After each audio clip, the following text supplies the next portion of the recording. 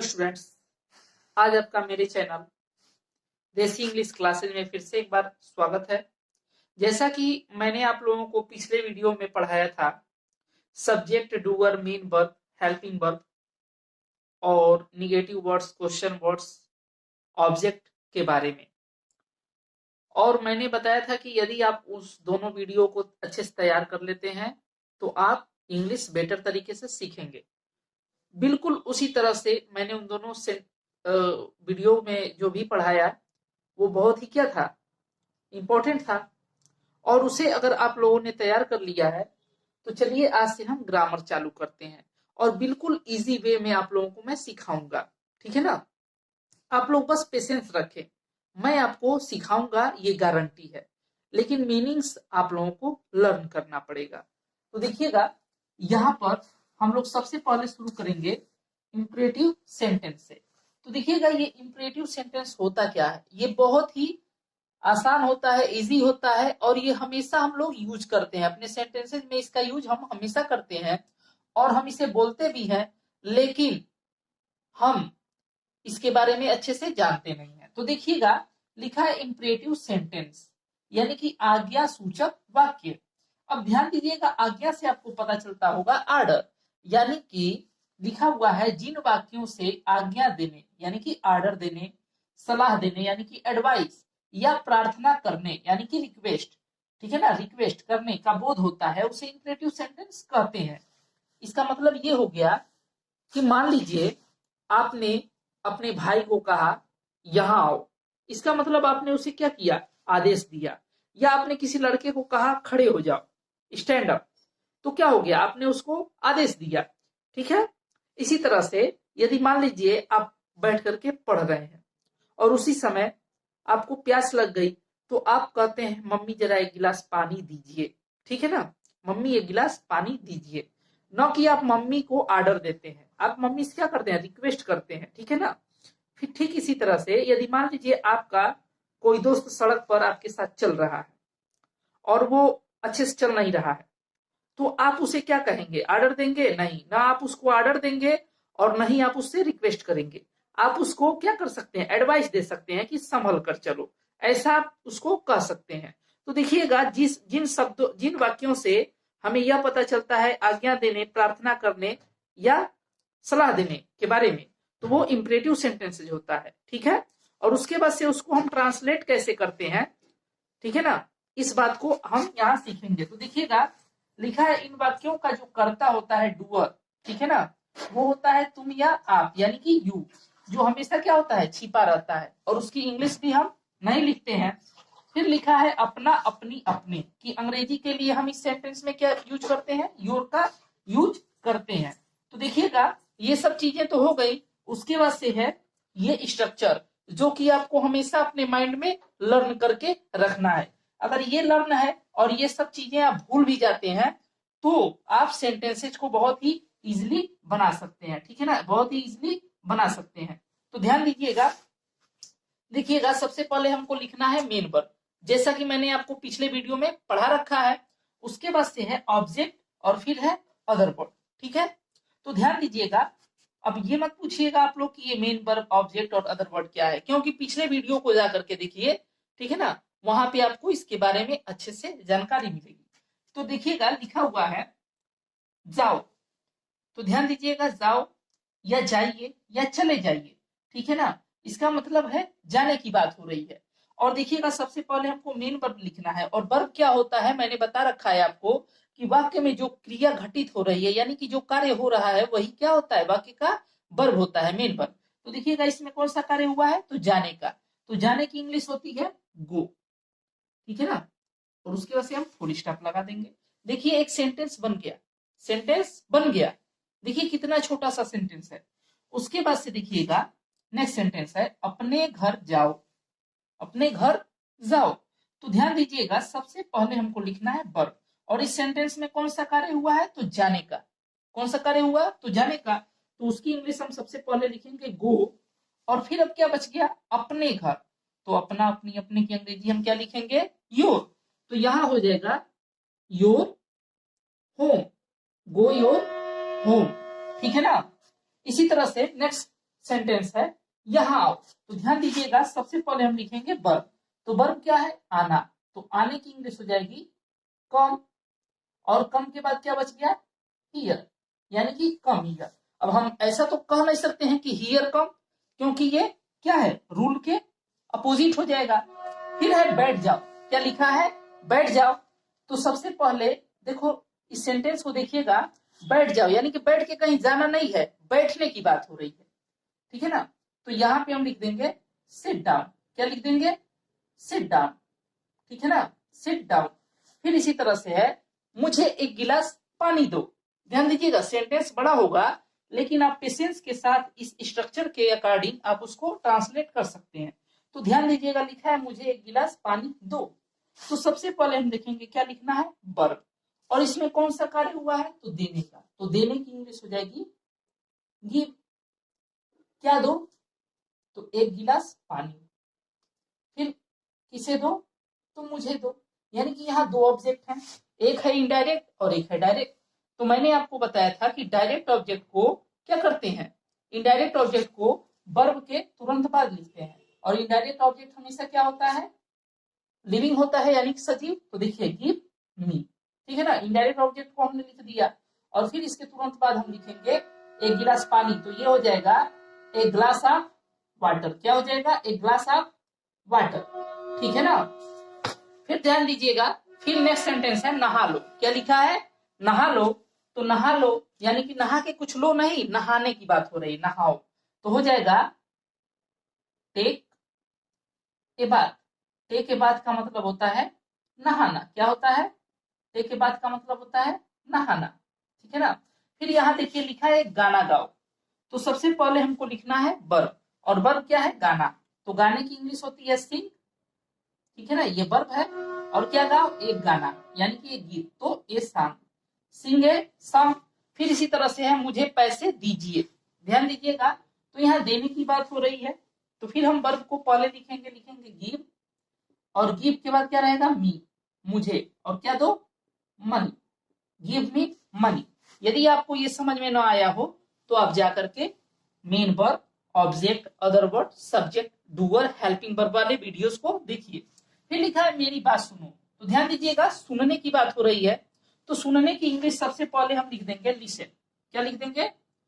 Listen. अब देखिएगा, listen के साथ हमेशा टू प्रीपोजिशन लगा रहता है। तो लिसन टू, सुनो। और क्या सुनो? मेरी बात। तो बात की तो इंग्लिश होती नहीं है, तो हम लिख देंगे मी, यानी कि मुझको सुनो, यानी कि मेरी बात को सुनो, ठीक है। तो आई होप आपको ये समझ में आया होगा, ठीक है ना। आप एक स्क्रीनशॉट इसका ले सकते हैं नोट्स बनाने के लिए। और जो है कि आपको ऐसे जो है कि वीडियोस मिलते रहेंगे, और बहुत ही इजी वे में मैं आप लोगों को इंग्लिश सिखाऊंगा। तो आज के लिए इतना ही, मिलते हैं अगले वीडियो में। चैनल को लाइक करें, शेयर करें और सब्सक्राइब करें। Hello guys, welcome to my channel Desi English classes.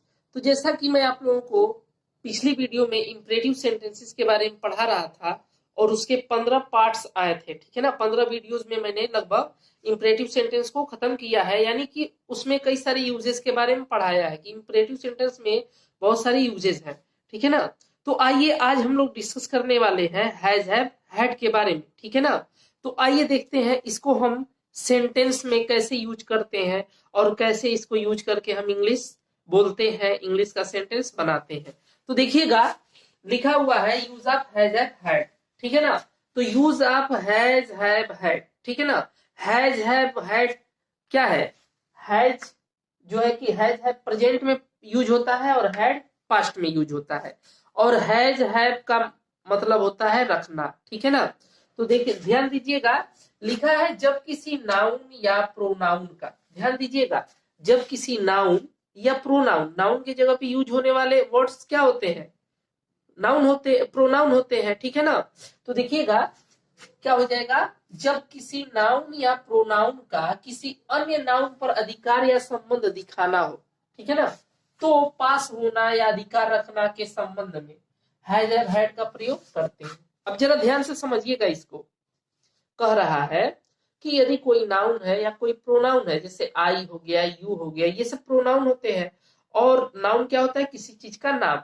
तो किसी नाउन का या प्रोनाउन का किसी अन्य नाउन पर अधिकार दिखाना हो, यानी कि कोई और नाउन है, मान लीजिए एक कलम ही है, ये मार्कर ही है, ठीक है ना, मैं भी एक नाउन हूं, ठीक है ना, यानी कि मान लीजिए मैं यदि कहूं मेरा नाम मुराद है, कि मुराद के पास एक मार्कर है, ठीक है ना, तो इस मार्कर पर मैं अपना क्या दिखा रहा हूं, इससे अधिकार दिखा रहा हूं इस पर, ठीक है ना। तो अब ध्यान दीजिएगा क्या हो जाएगा, हमने किसी नाउन का, ठीक है ना, किसी अन्य नाउन पर अधिकार दिखाना, ठीक है ना। या मैं कहूं मेरे पास एक मार्कर है, तो मैं मेरे पास यानी कि आई हैव ए मार्कर, तो मार्कर से मेरा क्या हो गया, एक तरीके से संबंध अधिकार दिखा रहा हूं, ठीक है ना। तो ध्यान दीजिएगा उसी तरह से लिखा है तो हैज हैव हैड का यूज करते हैं, लेकिन देखिएगा प्रेजेंट टेंस में, ठीक है ना, हैज हैव का यूज करेंगे हम, हैज हैव का यूज केवल प्रेजेंट टेंस में करेंगे, हैड का यूज हम करेंगे पास्ट में, ठीक है ना।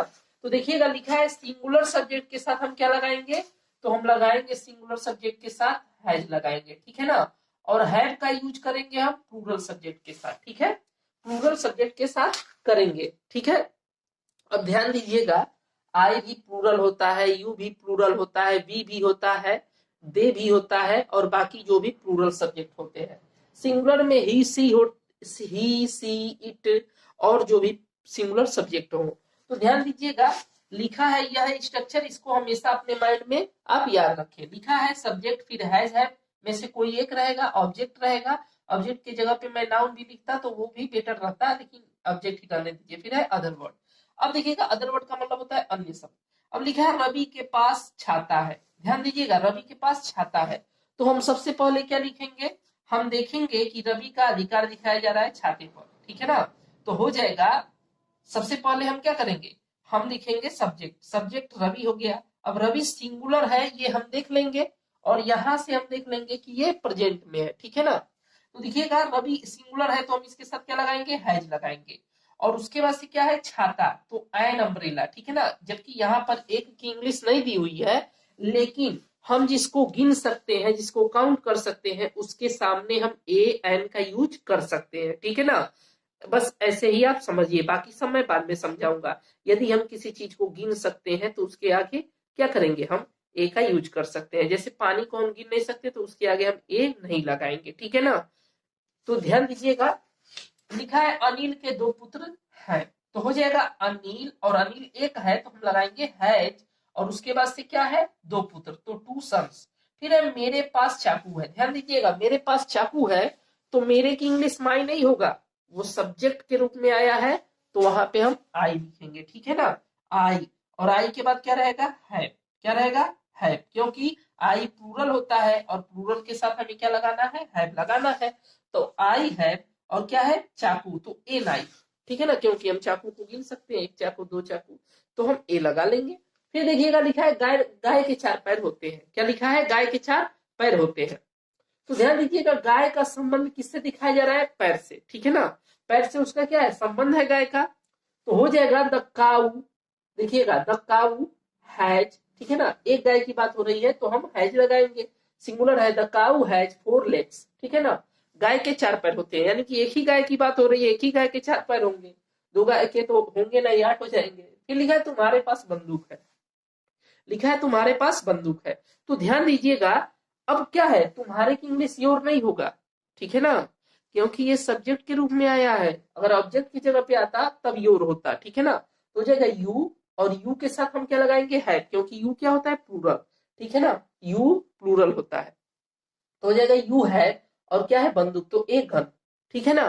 ध्यान दीजिएगा अब मैं आपको बता दूं, देखिएगा सिंगुलर, सिंगुलर में देखिएगा ही हो जाएगा, शी हो जाएगा, और इट हो जाएगा, ठीक है ना। और देखिएगा प्लूरल में क्या हो जाता है सब्जेक्ट में, तो प्लूरल में हो जाता है आपका आई, यू, वी और दे, ठीक है ना, ये चारों आपके प्लूरल होते हैं। और इसके अलावा जो भी प्लूरल्स होंगे जैसे लड़कियां, बच्चे, बूढ़े, ठीक है ना, एक से अधिक। और फिर है सिंगुलर, ठीक है ना, ही, सी, इट, और कोई भी एक वस्तु, ठीक है ना, कोई भी एक व्यक्ति।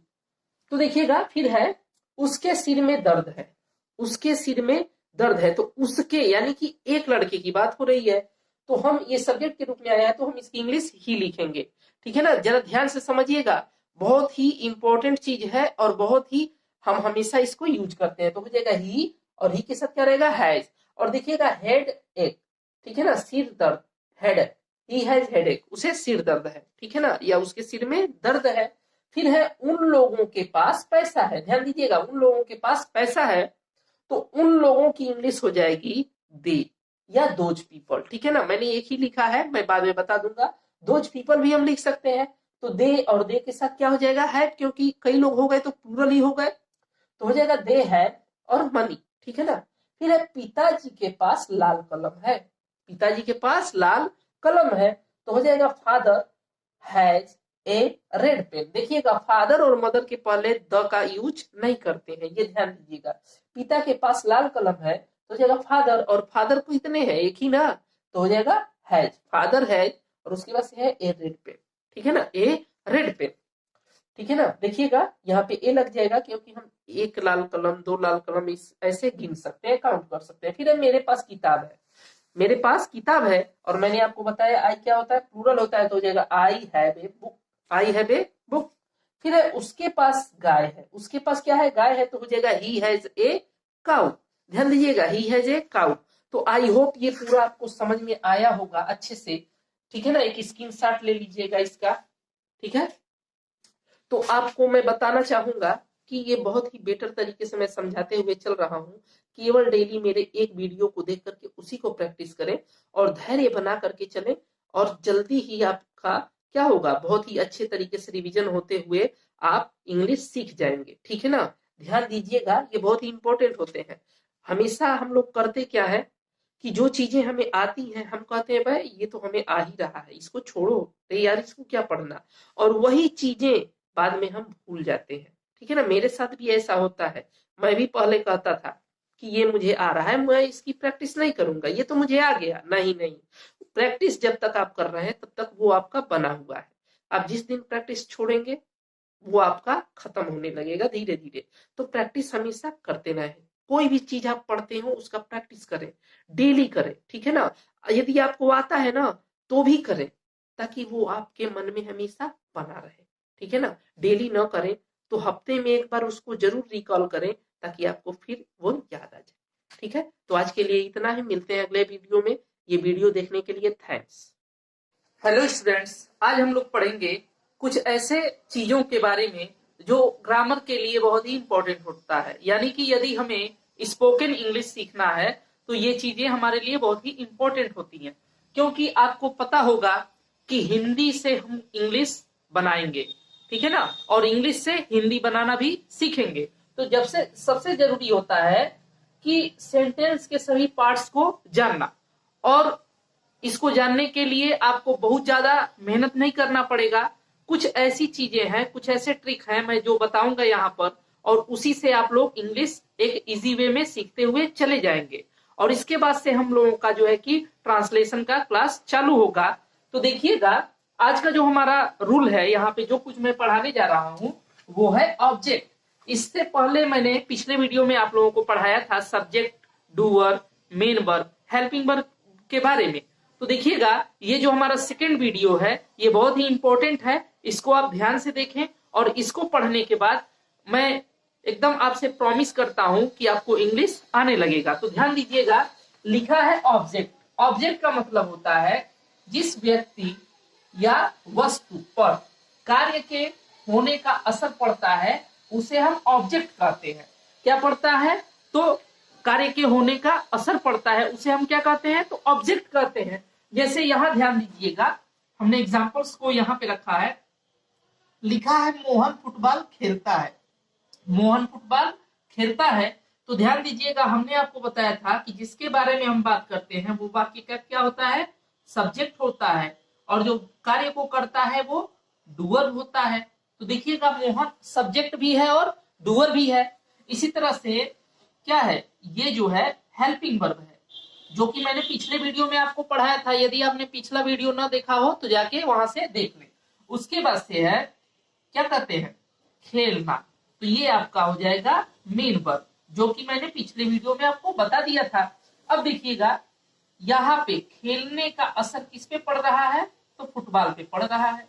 खेलने का असर कहाँ पड़ रहा है, तो फुटबॉल पे पड़ रहा है, इसलिए फुटबॉल क्या हो जाएगा, ये हो जाएगा आपका ऑब्जेक्ट, ये हो जाएगा आपका ऑब्जेक्ट।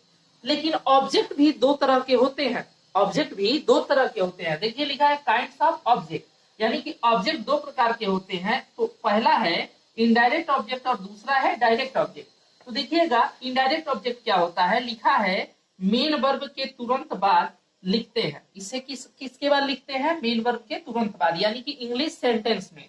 और ये हमेशा सजीव होता है, यानी कि लिविंग होगा, लिविंग। अभी मैं इसको समझाऊंगा आपको तो आपको समझ में आएगा। फिर उसी तरह से है डायरेक्ट ऑब्जेक्ट या इनडायरेक्ट ऑब्जेक्ट, यानी कि इसके तुरंत बाद लिखते हैं और यह हमेशा निर्जीव यानी कि नॉन लिविंग होता है। ठीक है ना। तो आइए इसको हम एग्जाम्पल के माध्यम से समझते हैं। तो देखिएगा लिखा है कि मैं तुमको, क्या लिखा है, मैं तुमको पैसे देता हूं। तो ध्यान दीजिएगा यहाँ पे ये मैं क्या हो गया, सब्जेक्ट हो गया, इसके बारे में बात हो रही है। और ये डूअर भी हो जाएगा क्योंकि यही पैसा देने का कार्य कर रहा है। इसी तरह से ये क्या हो जाएगा, तो हेल्पिंग वर्ब हो जाएगा। और ये हो गया आपका मेन वर्ब। ठीक है ना। अब देखिएगा देने का असर किस पे पड़ा, पैसे पर। और किसे दिया, तो तुमको, यानी कि कार्य के होने का असर दो लोगों पे पड़ा। और इसी तरह से ये क्या हो जाएगा, तो ये हो जाएगा आपका डायरेक्ट ऑब्जेक्ट। अब आप पूछेंगे ये डायरेक्ट ऑब्जेक्ट कैसे है, तो देखिएगा आपसे मैंने बताया कि ये नॉन लिविंग होता है, पैसा क्या होता है, नॉन लिविंग होता है। और उसी तरह से तुमको, यानी कि ये शब्द किसके लिए यूज किया जाता है, ये वर्ड, तो ये लोगों के लिए यूज किया जाता है। इसलिए ये क्या हो जाएगा, ये हो जाएगा इनडायरेक्ट ऑब्जेक्ट। क्या हो जाएगा, इनडायरेक्ट ऑब्जेक्ट हो जाएगा। ठीक है ना, ये हो जाएगा इनडायरेक्ट ऑब्जेक्ट। और देखिएगा तो आप लोगों को ऑब्जेक्ट समझ में आ गया होगा। अब मैं आपको बताऊंगा कि इसको इंग्लिश में कैसे लिखते हैं। तो ध्यान दीजिएगा यहाँ पे मैं आपको बता देता हूं। देखिएगा यदि मैं इसी का ट्रांसलेशन बनाऊं, मैं तुमको पैसे देता हूं, तो हो जाएगा आई गिव यू मनी। ध्यान दीजिएगा आई गिव यू मनी। तो ध्यान दीजिएगा यहाँ पे क्या है, सब्जेक्ट, सब्जेक्ट के बाद हमने मेन वर्ब रखा। और मैंने बताया कि इनडायरेक्ट ऑब्जेक्ट हमेशा क्या होता है, सजीव होता है। और इसको लिखते किसके बाद है, तो इसको लिखते हैं हम तुरंत मेन वर्ब के बाद। और ये क्या होता है, लिविंग होता है। तो लिविंग है कि नहीं है, यू, यानी कि तुम, कोई व्यक्ति ही होगा। उसी तरह से मैंने बताया आपको कि इनडायरेक्ट ऑब्जेक्ट, यह इनडायरेक्ट ऑब्जेक्ट के बाद तुरंत लिखा जाता है direct object, sorry direct object indirect object के तुरंत बाद लिखा जाता है। और यह हमेशा क्या होता है, निर्जीव। तो देखिएगा मनी क्या है, नॉन लिविंग है। ठीक है ना। तो इससे आपको समझ में आ गया होगा। चलिए आगे देखते हैं। नेक्स्ट रूल है अदर वर्ड्स। क्या है, अदर वर्ड, अन्य शब्द। ठीक है ना। देखिएगा लिखा है वाक्य में subject, doer, helping verb, main verb, object, negative word, question word को छोड़कर जो कुछ बचता है उसे अदर वर्ड कहते हैं। या हम इसको ऐसे भी पढ़ सकते हैं कि अदर वर्ड वाक्य में क्रिया के घटित होने, यानी कि कार्य जो हो रहा है उसके होने का समय, स्थान, तरीका, कारण, उद्देश्य बताते हैं। ठीक है ना। तो ध्यान दीजिएगा मैं यहाँ पे एक सेंटेंस एग्जांपल के लिए लिख रखा हूं। लिखा है रवि रोज अंग्रेजी क्यों नहीं पढ़ता है, रवि रोज अंग्रेजी क्यों नहीं पढ़ता है। तो देखिए यहाँ पे हमने बताया कि किसके बारे में बात हो रही है, तो रवि। तो रवि सब्जेक्ट और डूअर दोनों हो गया। इसी तरह से हेल्पिंग वर्ब, ठीक है ना, लास्ट जो क्रिया है वो क्या है, हेल्पिंग वर्ब है। उसके बाद से है यहाँ पर मेन वर्ब। ध्यान दीजिएगा मेन वर्ब ये है आपका नहीं, यानी कि निगेटिव वर्ड हो गया। क्यों, क्या हो गया, क्वेश्चन वर्ड हो गया। अब देखिए पढ़ने का असर किस पे पड़ रहा है, तो ऑब्जेक्ट अंग्रेजी पर, तो ये हो जाएगा ऑब्जेक्ट। ठीक है ना। और उसके बाद से देखिएगा यहाँ पे जो बच गया है वो है रोज। ठीक है ना। तो ये आपका हो गया अदर वर्ड। ठीक है ना, ये हो गया आपका अदर वर्ड। अब देखिएगा अदर वर्ड को हम सेंटेंस में तीन तरीके से लिखते हैं। या तो सबसे शुरू में, अगर हम शुरू में लिखते हैं तो उसके बाद कामा लगाएंगे। और यदि इसको बीच में लिखते हैं तो इसके दोनों तरफ कामा का प्रयोग करेंगे। और यदि लास्ट में लिखते हैं तो कामा का प्रयोग नहीं करते। तो देखिएगा यहाँ पे लिखा हुआ है रवि रोज विद्यालय जाता है, तो हम इसको तीन तरीके से लिखेंगे। देखिए सबसे पहले ही हमने क्या लिख दिया, हमने लिख दिया डेली, यानी कि यही अदर वर्ड है, तो हम इसको लिख देंगे डेली। और फिर कामा लगा करके लिखेंगे Ravi goes to school, Ravi goes to school. और या तो हम इसको ऐसे लिख देंगे, रवि डेली, ध्यान दीजिएगा डेली, तो डेली के दोनों तरफ काम आ रहेगा, डेली गोज टू स्कूल। हो जाएगा कि नहीं हो जाएगा? बिल्कुल हो जाएगा। या हम इसको ऐसे भी लिख सकते हैं, Ravi goes to school daily. तो देखिएगा ये तीनों तरीके आपको पता चल गए होंगे। तो आई होप आप लोगों को ये समझ में आया होगा, ठीक है ना। इसका आप एक स्क्रीनशॉट भी ले लीजिएगा नोट्स बनाने के लिए, ठीक है ना। और इसका एक स्क्रीनशॉट लेकर के रख लीजिएगा अपने पास, और उसके बाद से इसको पढ़िए। इसके बाद जो हम लोगों का टॉपिक होगा वो होगा ट्रांसलेशन से संबंधित। अब देखिएगा मैं ये सब आप लोगों को इसलिए पढ़ाया हूं क्योंकि देखिए एक सेंटेंस को बनाने के लिए ये इंपॉर्टेंट है कि उसके सभी पार्ट्स को हम पहचाने। नहीं तो जब इंग्लिश हम बनाएंगे तो क्या होगा, हमसे बहुत ज्यादा एरर होगा। और यदि हम इसको जानते हैं तो हमसे एरर बिल्कुल नहीं होगा। देख लीजिए आपके सामने है, हमने आपको सब कुछ बता दिया, और इस तरह से आप एक इजी वे में ट्रांसलेशन को सीखेंगे। तो आज के लिए इतना ही, मिलते हैं अगले वीडियो में ट्रांसलेशन के साथ। और मैं छोटे छोटे सेंटेंसेस से शुरू करूंगा और बड़े बड़े सेंटेंसेस तक लेकर के आपको चलूंगा।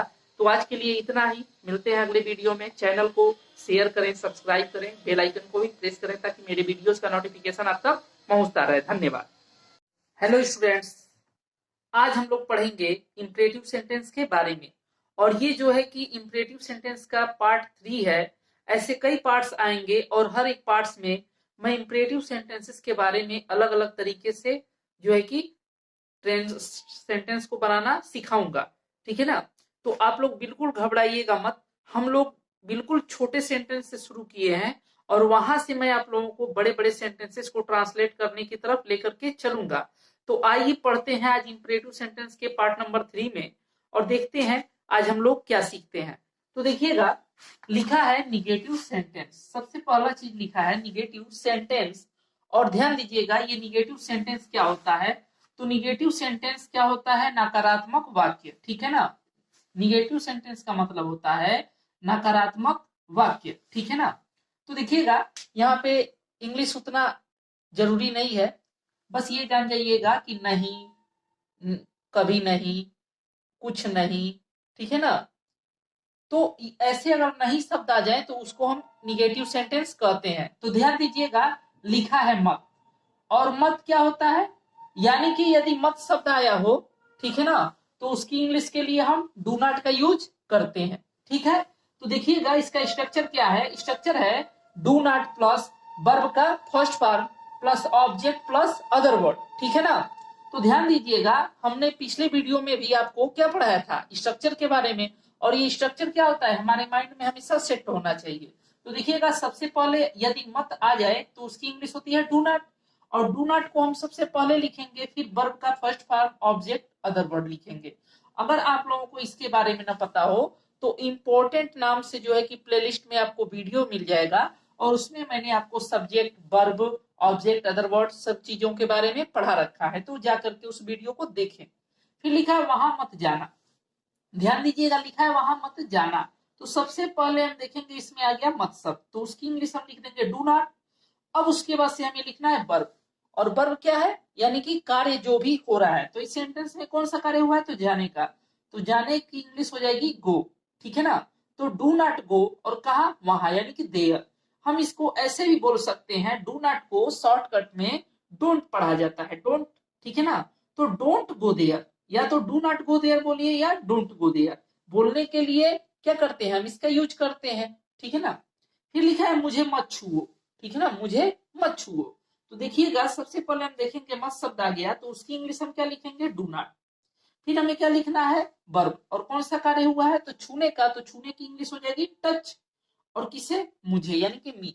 डू नॉट टच मी, हम इसको ऐसे बोलते हैं डोंट टच मी, ठीक है ना। फिर लिखा है किसी को गाली मत देना। ध्यान दीजिएगा किसी को गाली मत देना। हमारे गार्जियंस, हमारे पेरेंट्स हमको सिखाते हैं, बड़े लोग सिखाते हैं कि किसी को गाली मत देना। तो देखिएगा मत आ गया तो सबसे पहले उसकी इंग्लिश हम लिख देंगे डू नॉट। और फिर हमें क्या लिखना है, वर्ब, यानी कि जो कार्य हुआ है इस सेंटेंस में, तो क्या हुआ है, गाली देना। तो गाली देने की इंग्लिश होती है अब्यूज। यहाँ पे गाली हम किसी को ले जाके देंगे नहीं, इसलिए आप इसको गिव न लिख दें। गाली देना एक वर्ब है। तो डू नॉट एब्यूज, और किसी को की इंग्लिश हो जाएगी एनीवन, ठीक है ना। Do not abuse anyone, don't abuse anyone, ठीक है ना। फिर लिखा है उसे मत पीटो, उसे मत पीटो। तो ध्यान दीजिएगा, सबसे पहले हम डू नॉट लिख देंगे, फिर क्या लिखेंगे, वर्ब। कौन सा कार्य हुआ, पीटने का, तो बीट। और किससे, उसे, यानी कि हिम या हर। यदि लड़का है तो हम हिम बोलेंगे, और यदि लड़की है तो हम क्या बोलेंगे, हर बोलेंगे। फिर इसी तरह से नेक्स्ट है, अपना समय बर्बाद मत करो। तो do not waste your time, यहां मत थूकिएगा। ध्यान दीजिएगा, यहां मत थूकिएगा। यहाँ गा आ गया तो क्या ये फ्यूचर है, नहीं, ये फ्यूचर नहीं है, ये फ्यूचर टेंस नहीं है। क्योंकि या ये क्या है, ये बताया जा रहा है कि यहाँ मत थूकिएगा, यानी कि कोई आपसे बड़ा है तो आप उसको क्या कहेंगे, रिक्वेस्ट करेंगे, यहाँ मत थूकिएगा, ठीक है ना। तो लिखा है, सबसे पहले हम मत की इंग्लिश लिख देंगे डू नॉट, फिर थूकने की इंग्लिश होती है स्पीड, क्योंकि वर्ब ही लिखना है। और उसके बाद से क्या है, ऑब्जेक्ट नहीं अदर वर्ड है, तो हियर, यानी कि यहाँ। फिर लिखा है दरवाजा मत खोलो, क्या लिखा है, दरवाजा मत खोलो। तो मत की इंग्लिश हमने लिख दिया डू नॉट। फिर क्या लिखना है, ध्यान दीजिएगा, हमको वर्ब लिखना है। तो वर्ब है ओपन, यानी कि खोलने की इंग्लिश, और किसको, दरवाजा, यानी कि द डोर, ठीक है ना। उसके बाद से लिखा है वहां मत बैठना, तो क्या हो जाएगा, डोंट, ठीक है ना। सबसे पहले हम लिख देंगे डू नॉट, डू नॉट लिखिए या डोंट लिखिए। फिर क्या रहेगा, क्रिया, तो क्या है, सिट। और कहा, देयर, मुझसे बात मत करो। तो क्या हो जाएगा, do not talk to me. देखिए टू ना, टॉक के साथ हमेशा टू लगा होता है, प्रीपोजिशन है, हमेशा टॉक के साथ टू लगता है। तो हो जाएगा do not talk to me या डोंट टॉक टू मी, मुझसे बात मत करो, ठीक है ना। फिर देखिएगा, ये तो हो गया, आपको समझ में आ गया होगा, ये क्या था, मत। यदि मत आ जाए तो हम क्या लिखेंगे, इसको ऐसे बनाएंगे, ये स्ट्रक्चर है। लेकिन ध्यान दीजिएगा, यदि यहाँ पे आ गया है कभी मत, क्या आ गया, कभी मत, तो हम इसको कैसे बनाएंगे, इसकी इंग्लिश हम लिख देंगे नेवर। और नेवर कहाँ लिखेंगे, तो नेवर सबसे शुरू में लिखेंगे, जहां पर हम लोग डू नॉट लिख रहे थे वहीं पर हम नेवर का यूज करेंगे। और उसके बाद से वर्ब की फर्स्ट फॉर्म, ऑब्जेक्ट और अदर वर्ड लिखेंगे। मैंने पहले ही बताया है कि इस सेंटेंस में सब्जेक्ट नहीं होता है, ठीक है ना, वो रहता है लेकिन छुपा रहता है। जैसे इंक्रेटिव सेंटेंस का जो सब्जेक्ट होता है यू होता है। कैसे होता है, मान लीजिए यदि मैं कहूं खड़े हो जाओ, तो कौन खड़े हो जाओ, यानी कि तुम, ठीक है ना। यदि मैं कहूं खड़े हो जाइए, तो कौन, आप, ठीक है ना, यही होगा, और कुछ नहीं आएगा। और इसी सब्जेक्ट के आधार पर हम लोग अपना अपनी अपने की अंग्रेजी क्या लिखते हैं, योर लिखते हैं इसके लिए, ठीक है ना। तो ध्यान दीजिएगा, फिर लिखा है कभी झूठ मत बोलना, ठीक है ना। देखिए यहाँ पे स्ट्रक्चर में अगर सब्जेक्ट आप नहीं देख रहे हैं तो ये मत समझिएगा कि इसमें सब्जेक्ट नहीं लिखा जाता, मतलब सब्जेक्ट नहीं रहता है, सब्जेक्ट रहता है यू, लेकिन न ही वो लिखा जाता है और न ही उसका कहीं पे इंग्लिश बनाया जाता है, ठीक है ना, वो वैसे ही अंदर छिपा रहता है। तो देखिएगा, सबसे पहले नेवर, फिर वर्ब, फिर ऑब्जेक्ट, अदर वर्ड। तो लिखा है कभी झूठ मत बोलना, क्या लिखा है, कभी झूठ मत बोलना। तो ध्यान दीजिएगा, यहाँ क्या आया, कभी मत, ठीक है ना। आप केवल एक जगह देखेंगे तो आपको मत दिखाई देगा, लेकिन आप सही से देखेंगे तो आपको दिखाई देगा कि दोनों दो जगह आया है, कभी मत, ठीक है ना। अब सेंटेंस में जरूरी नहीं है कि हम ऐसे बोले झूठ कभी मत बोलना, ये हम लोगों के बोलने का तरीका होता है, कभी झूठ मत बोलना, ठीक है ना। तो दूर दूर आया, यानी कि कभी मत की बात हो रही है। तो हम क्या लिखेंगे, इसकी इंग्लिश सबसे पहले लिख देंगे नेवर, ठीक है ना, जैसा कि स्ट्रक्चर में है। और मैं आपको बार बार बताता हूँ, स्ट्रक्चर को अपने माइंड में सेट कर लीजिए। तो देखिएगा नेवर, उसके बाद से अब क्या लिखना है, वर्ब, कौन सा कार्य हुआ है, बोलने का, तो टेल, यानी कि हम कहते हैं, और क्या, झूठ, तो ए लाई, ठीक है ना, a lie, don't never tell a lie, sorry, never tell a lie. फिर है कभी फूल मत तोड़ना, कभी फूल मत तोड़ना। तो देखिएगा कभी मत कहाँ आया है, दूर दूर आया है, लेकिन हम क्या करेंगे, हम इसकी इंग्लिश लिख देंगे नेवर, ठीक है ना। उसके बाद से हमें लिखना है वर्ब, कौन सा कार्य हुआ है, तोड़ने का, तो हो जाएगा प्लग। और क्या नहीं तोड़ना, तो द फ्लावर, ठीक है ना, नेवर प्लग द फ्लावर। फिर है कभी अलविदा ना कहना, ठीक है ना, कभी अलविदा ना कहना, ये मूवीज का भी नाम है। तो ध्यान दीजिएगा, कभी ना यानी कि कभी मत। तो क्या करेंगे, कभी ना की इंग्लिश हम लिख देंगे नेवर, और फिर क्या लिखना है, वर्ब, तो क्या है, कहना, तो से। और क्या मत कहना, अलविदा, यानी कि गुड बाय, ठीक है ना, नेवर से गुड बाय। आप लोगों को समझ में आ रहा होगा, बहुत ही बेटर तरीके से मैं समझाने की कोशिश कर रहा हूं। फिर लिखा है यहाँ कभी मत आना, यहाँ कभी मत आना। ऐसा कई लोग कहते हैं यहाँ कभी मत आना, ठीक है ना।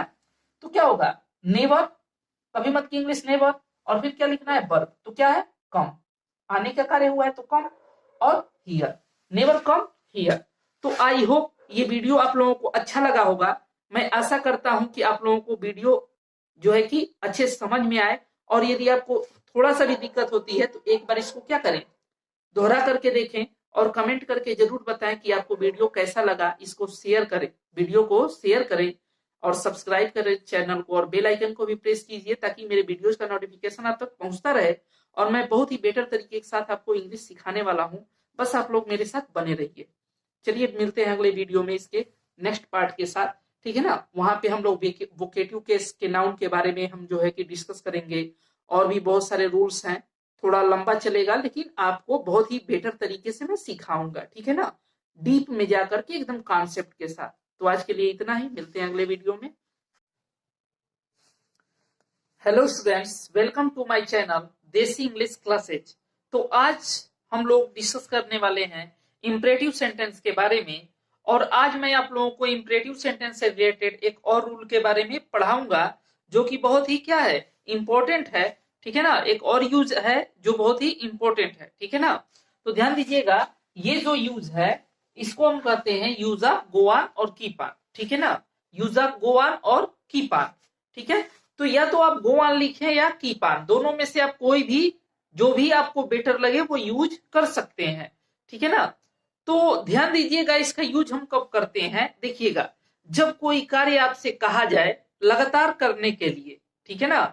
यदि आपसे कोई कार्य कहा गया लगातार करने के लिए, और उस कार्य को आप लगातार कर रहे हैं, यानी कि वो कार्य एकदम लगातार होता रहे, ठीक है ना, तो हम वहां पे क्या लगाएंगे, वहां पे गो ऑन या कीप ऑन लगाएंगे। कहा, इंपरेटिव सेंटेंस में, ठीक है ना। इंपरेटिव सेंटेंस में यदि कोई कार्य लगातार हो रहा है, एकदम लगातार, तो हम क्या लगाते हैं, use of go on keep on, यानी कि गो ऑन का यूज करेंगे या कीप ऑन का।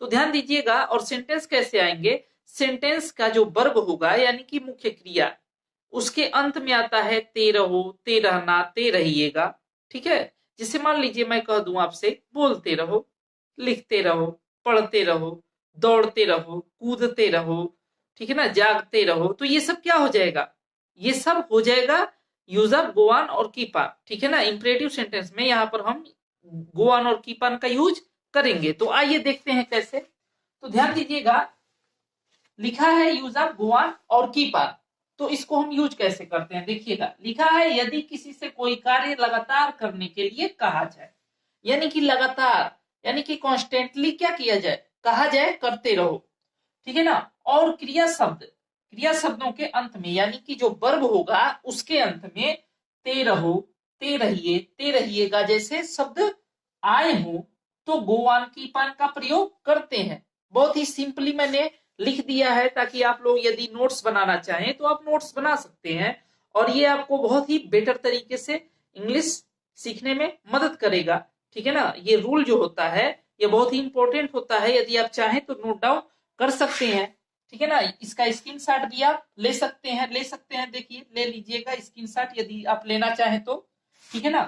फिर देखिएगा, ये तो हो गया, यदि किसी से कोई कार्य लगातार करने के लिए कहा जाए और क्रिया शब्दों के अंत में क्या आया हो, ते रहो, ते रहना, ते रहिए, ते रहिएगा, ते रहना भी आ सकता है, तो हम क्या करते हैं, गो ऑन कीप ऑन का यूज करते हैं। अब देखिएगा, इसका जो स्ट्रक्चर है वो ये है, ध्यान दीजिएगा, गो ऑन या कीप ऑन, गो ऑन हम लगाए या कीप ऑन, दोनों में से कोई एक हम जो बेटर समझे, जो हमें अच्छा लगे वो हम यूज कर सकते हैं।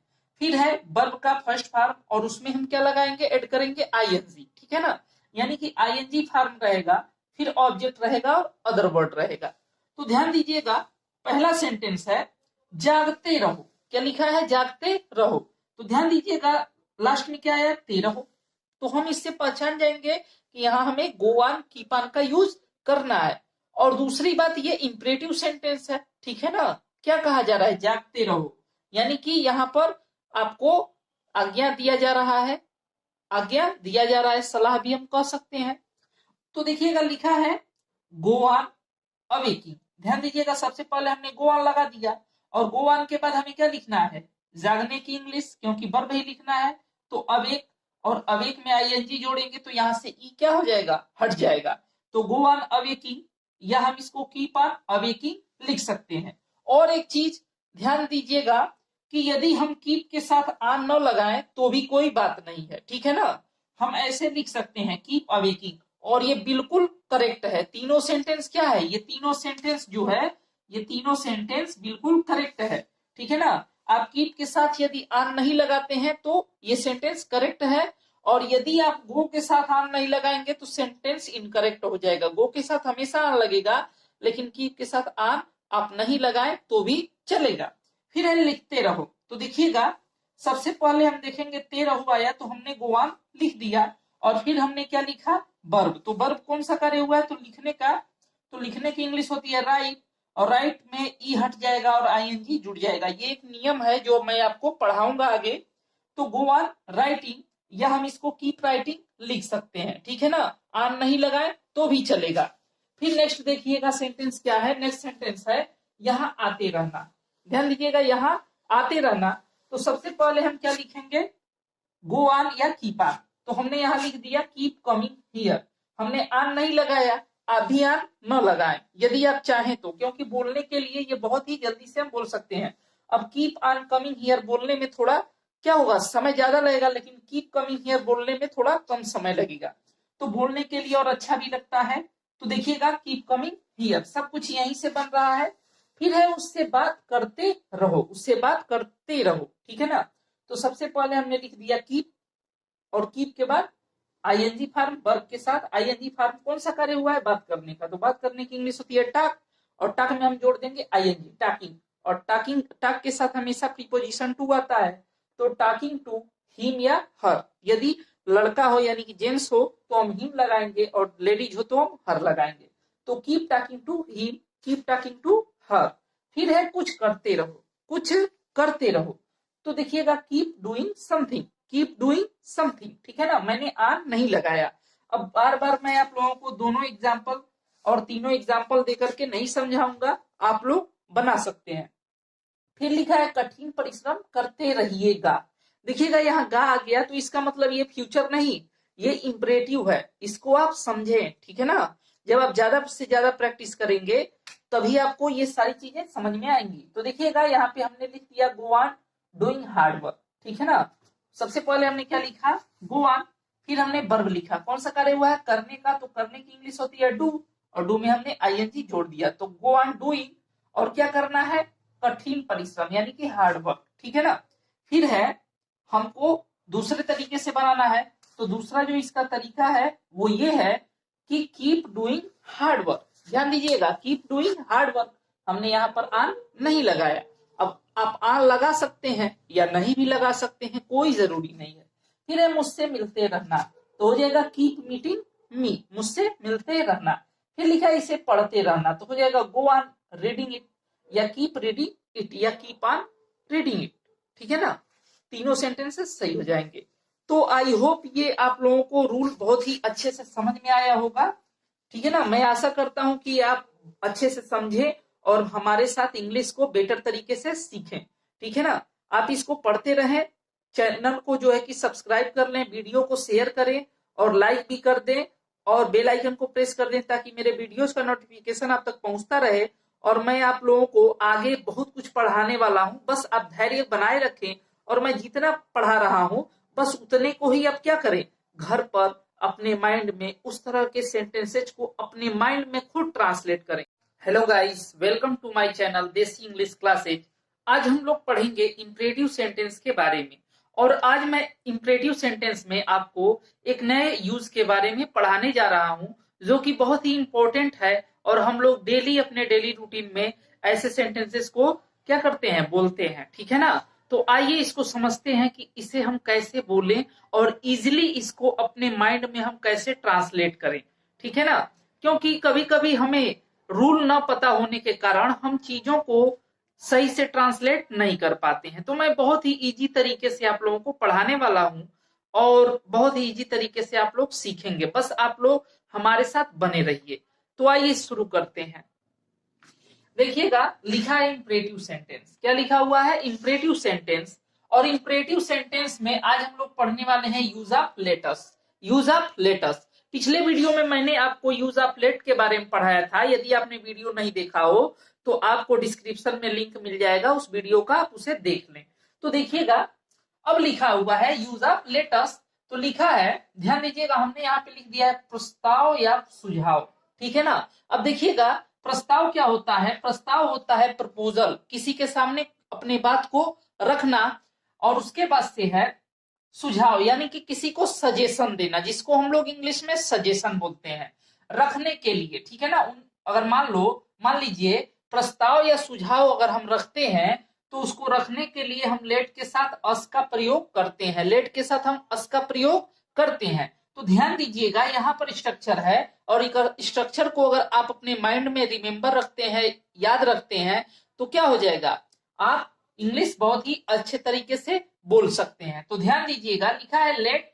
लेट के बाद हमेशा अस लगेगा, और उसके बाद से क्या रहेगा, मेन वर्ब का फर्स्ट फॉर्म, फिर ऑब्जेक्ट और अदर वर्ड। ठीक है ना।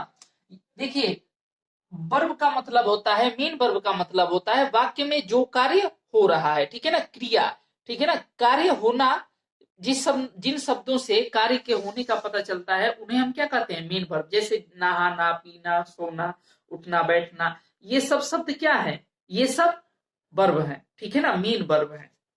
तो आइए शुरू करते हैं। लिखा है चलो एक फिल्म देखें। ध्यान दीजिएगा, चलो एक फिल्म देखें, जिसमें आप देखेंगे यहाँ पे लिखा हुआ है चलो। ठीक है ना। और इस चलो का कोई अर्थ नहीं है। ठीक है ना, ये आपको बस संबोधित करने के लिए, आपको संबोधित करने के लिए बस ये बोला जा रहा है, चलो। ठीक है ना, चलो एक फिल्म देखें, चलो एक फिल्म देखें। तो हम सबसे पहले क्या करेंगे, हम जान जाएंगे कि ये क्या रखा जा रहा है हमारे सामने, एक प्रस्ताव, प्रपोजल रखा जा रहा है। तो हम सबसे पहले लिख देंगे लेट अस। क्या लिख देंगे, लेट अस। अब देखिएगा, अब हमें लिखना है वर्ब। कौन सा कार्य हुआ इस सेंटेंस में, तो देखने का। तो देखने की इंग्लिश हो जाएगी वॉच। और क्या देखना है, एक मूवीज। ठीक है ना, देखने का असर इस पे पड़ रहा है एक फिल्म पर, और यही हमारा क्या है, ऑब्जेक्ट है। तो हम वर्ब के बाद ऑब्जेक्ट लिखते हैं। तो let us watch a movie. और हम इसको ऐसे भी लिख सकते हैं, देखिएगा लेट अस को हम क्या लिखते हैं, लेट्स लिखते हैं। क्या लिखते हैं, लेट्स। शॉर्टकट में हम क्या लिखते हैं, शॉर्ट फॉर्म में लेट्स लिखते हैं। तो हो जाएगा लेट्स वॉच अ मूवी। हम ऐसे भी इसको लिख सकते हैं और बोल सकते हैं, लेकिन लिखने के लिए आप लोग इस सेंटेंस का यूज करें और बोलने के लिए इसका, ज्यादा बेटर रहेगा। फिर है चलो शुरू करें। यदि मान लीजिए मैंने कह दिया चलो शुरू करें, कोई भी काम है, भोजन ही करना है, हमने कहा चलो शुरू करें, तो सबसे पहले हम देखेंगे कि चलो शुरू करें, यानी कि मैंने क्या किया, वहां पे प्रस्ताव रखा, प्रपोजल रखा अपना, या सुझाव दिया। ठीक है ना। तो हम क्या करेंगे, सबसे पहले लिखेंगे लेटस। अब देखिएगा इस चलो का कोई अर्थ नहीं है, ये बस संबोधित करने के लिए, लोगों का ध्यान आकर्षित करने के लिए बोला जाता है। तो चलो शुरू करें। तो ध्यान दीजिएगा सबसे पहले हम लिख देंगे लेटस, और उसके बाद से क्या लिखना है, वर्ब। कौन सा कार्य हुआ है, शुरू करने का। शुरू करने की इंग्लिश होती है स्टार्ट। तो लेटस स्टार्ट, हम इसको ऐसे भी लिख सकते हैं, लेट्स स्टार्ट। फिर है चलो चलें। चलो चलें। तो देखिएगा इस चलो का तो कोई अर्थ है नहीं, मैंने आपको बताया, ये बस आपका ध्यान केंद्रित करने के लिए बोला जाता है। और इसका मतलब हो जाएगा चलें, यानी कि जाएं। तो हो जाएगा लेट अस गो या लेट्स गो। ठीक है ना, आप लोगों ने हमेशा सुना होगा लेट्स गो बोलते हुए। फिर है नेक्स्ट सेंटेंस, चलो कुछ नया करते हैं। ठीक है ना, ध्यान दीजिएगा लिखा है चलो कुछ नया करते हैं, और यहाँ पे आप देखेंगे आया है पे है।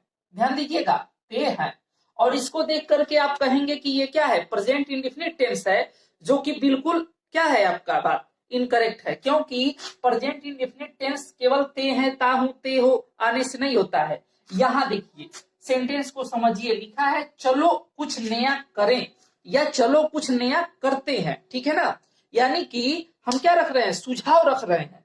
तो हम सेंटेंस को ऐसे बनाएंगे, देखिए लेट्स, और उसके बाद से क्या रहेगा, वर्ब का फर्स्ट फॉर्म। या अब हम बार बार यहाँ पे लेटस नहीं बताएंगे, ठीक है ना, ये आप लोग यहाँ से समझ जाइएगा। तो देखिएगा हम सबसे पहले लिख देंगे लेट्स, उसके बाद से वर्ब लिखना है। वर्ब क्या है, करने का कार्य हो रहा है तो डू। ठीक है, उसके बाद से क्या करना है, कुछ नया, तो समथिंग न्यू। क्या हो जाएगा, समथिंग न्यू।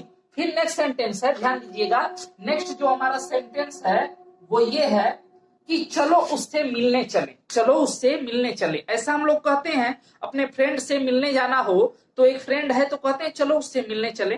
तो ऐसा कब हम कैसे कहेंगे, लेट्स गो, ठीक है ना, लेट्स गो। ध्यान दीजिएगा, लेट्स हो जाएगा चलो, और उसके बाद से क्या रहेगा, वर्ब। तो लास्ट वाली क्रिया हो जाएगी चले, तो लेट्स गो, ठीक है ना। और क्या, मिलने, टू मीट, ठीक है ना, हिम या हर। यदि लड़का है तो हम हिम लगाएंगे और लड़की है तो हम हर लगाएंगे, ठीक है ना। तो let's go to meet him या let's go to meet her, ठीक है ना, दोनों तरीके से हम बोल सकते हैं। उसके बाद से है आओ डांस करें। क्या है, आओ डांस करें। ध्यान दीजिएगा, तो अब इस आओ का इंग्लिश आप कम नहीं लिखेंगे, ठीक है ना। इस आओ की इंग्लिश कम नहीं होगी, ये केवल हमारे ध्यान को केंद्रित करने के लिए, संबोधित करने के लिए बोला जाता है आओ डांस करें, आओ डांस करें। तो हो जाएगा लेट्स डांस, लेट्स डांस, ठीक है ना, लेट अस। और उसके बाद से क्या है, वर्ब लिखना है, और वर्ब क्या है, डांस करना, तो उसकी इंग्लिश हो जाएगी डांस। फिर है चलो गाना बजाते हैं, चलो गाना बजाते हैं। तो ध्यान दीजिएगा, यहाँ पे फिर ते है आया है, इसका मतलब ये प्रेजेंट इंडेफिनिट नहीं, ये क्या है, इस तरह से प्रस्ताव सुझाव रखा जा रहा है, ठीक है ना। तो इस तरह से हम क्या करेंगे, यहाँ पे इसको ट्रांसलेट इस तरीके से करेंगे। लिखा है चलो गाना बजाएं, इन दोनों तरीकों से हम इसको लिख सकते हैं या बोल सकते हैं चलो गाना बजाएं। तो हो जाएगा let's play the music, let's play the music. फिर नेक्स्ट सेंटेंस है आओ इस बारे में बात करते हैं। क्या हो जाएगा, आओ इस बारे में बात करते हैं, यानी कि कोई मैटर है और आप लोग उलझे हुए हैं, तो मैंने कहा आओ इस मैटर में हम लोग बात करते हैं, ठीक है ना, इस बारे में हम लोग बात करते हैं। तो कैसे हम इसको बोलेंगे, देखिएगा। अब इस आओ, देखिएगा यहाँ पे चलो है, इस आओ का इंग्लिश तो कुछ होगा नहीं, तो इसको पहले ही आप किनारे हटा दीजिए। उसके बाद से इस बारे में बात करते हैं, तो सबसे पहले हो जाएगा लेट्स, ठीक है ना। अब क्या लिखना है, वर्ब, कौन सा कार्य हुआ, बात करने का, तो बात करने की इंग्लिश हो जाएगी टॉक, ठीक है ना, टॉक। और किसके बारे में, तो इसके बारे में, तो हो जाएगा अबाउट इट। क्या हो जाएगा, अबाउट इट। उसके बाद से है चलो मेला देखने चलते हैं। क्या लिखा है, चलो मेला देखने चलते हैं, तो हो जाएगा लेट्स गो, चलो चलते हैं, ठीक है ना, चलो चलते हैं, लेट्स गो। उसके बाद से हो जाएगा क्या करने, देखने, टू सी, और क्या, the fair, let's go to see the fair, ठीक है ना। फिर देखिएगा आओ यह कार चलाते हैं, आओ यह कार चलाते हैं। तो ध्यान दीजिएगा, यहाँ फिर आओ बोला गया, यानी कि कम नहीं होगा, ये केवल ध्यान केंद्रित करने के लिए, संबोधित करने के लिए बोला जाता है। तो हो जाएगा लेट्स, और उसके बाद से हमें लिखना है वर्ब। तो वर्ब क्या है, चलाना, तो चलाने की इंग्लिश यहाँ ड्राइव लिखी जाएगी, ड्राइव। और क्या चलाना है, तो यह कार, तो दिस कार, तो लेट्स ड्राइव दिस कार, ठीक है ना। फिर है चलो क्रिकेट खेलें, चलो क्रिकेट खेलें, तो हो जाएगा लेट्स प्ले क्रिकेट। चलो देश की सेवा करें, यहाँ पे की हमने छोड़ दिया है, ध्यान दीजिएगा, यहाँ पर की छूट गया है। हो जाएगा चलो देश की सेवा करें, तो हो जाएगा let's serve the country. Serve means होता है सेवा करना। फिर है चलो देखें क्या हुआ, ध्यान दीजिएगा, चलो देखें क्या हुआ, तो हो जाएगा लेट्स सी, चलो देखें। ध्यान दीजिएगा, बस सेंटेंस इतना ही है। यहाँ देखिएगा, चलो देखें, लेट्स सी क्या हुआ, इसमें जोड़ दिया है हमने अलग से। ऐसा हम लोग बोलते हैं ना, मान लीजिए कोई बात हो गई, भीड़ लग गई, तो हम क्या कहते हैं, चलो देखते हैं क्या हुआ, ऐसा कहते हैं। तो हो जाएगा लेट्स सी और what happened, what happened, let's see what happened. फिर है चलो मछली पकड़ने चलें, चलो मछली पकड़ने चलें, तो हो जाएगा let's go to catch the fish. या हम इसको ऐसे भी बना सकते हैं, let's go for fishing, let's go for fishing, ठीक है ना। और ये जो मैं लेट्स बोल रहा हूं, इसको लेट्स बोलते हैं, ठीक है ना, लेट्स गो फॉर फिशिंग, ऐसे भी लोग बोलते हैं, लेट्स गो, ठीक है ना। जब आप अच्छे से इंग्लिश बोलेंगे तो आपको लेस बोलना पड़ेगा, ठीक है ना। तो इन बातों को आप ध्यान दीजिए और अच्छे से इसका प्रैक्टिस कीजिए। और मैं बहुत जल्द बहुत सारी चीजों पर, जो है कि इंग्लिश के बहुत सारे रूल्स को पढ़ाने वाला हूं, तो अच्छे से पढ़ते जाइए और मैं बहुत ही इजी तरीके से आप लोगों का इंग्लिश बेटर कराऊंगा। तो आज के लिए इतना ही। वीडियो को शेयर करें, चैनल को सब्सक्राइब करें, बेल आइकन को भी प्रेस करें ताकि मेरे वीडियोस का नोटिफिकेशन आप तक पहुंचता रहे। मिलते हैं अगले वीडियो में। वीडियो देखने के लिए धन्यवाद। Hello guys, welcome to my channel Desi English classes. तो आज हम लोग डिस्कस करने वाले हैं इंपरेटिव सेंटेंसेस के बारे में। और आज के इस वीडियो में हम लोग इंपरेटिव सेंटेंस में एक नए रूल के बारे में जानेंगे।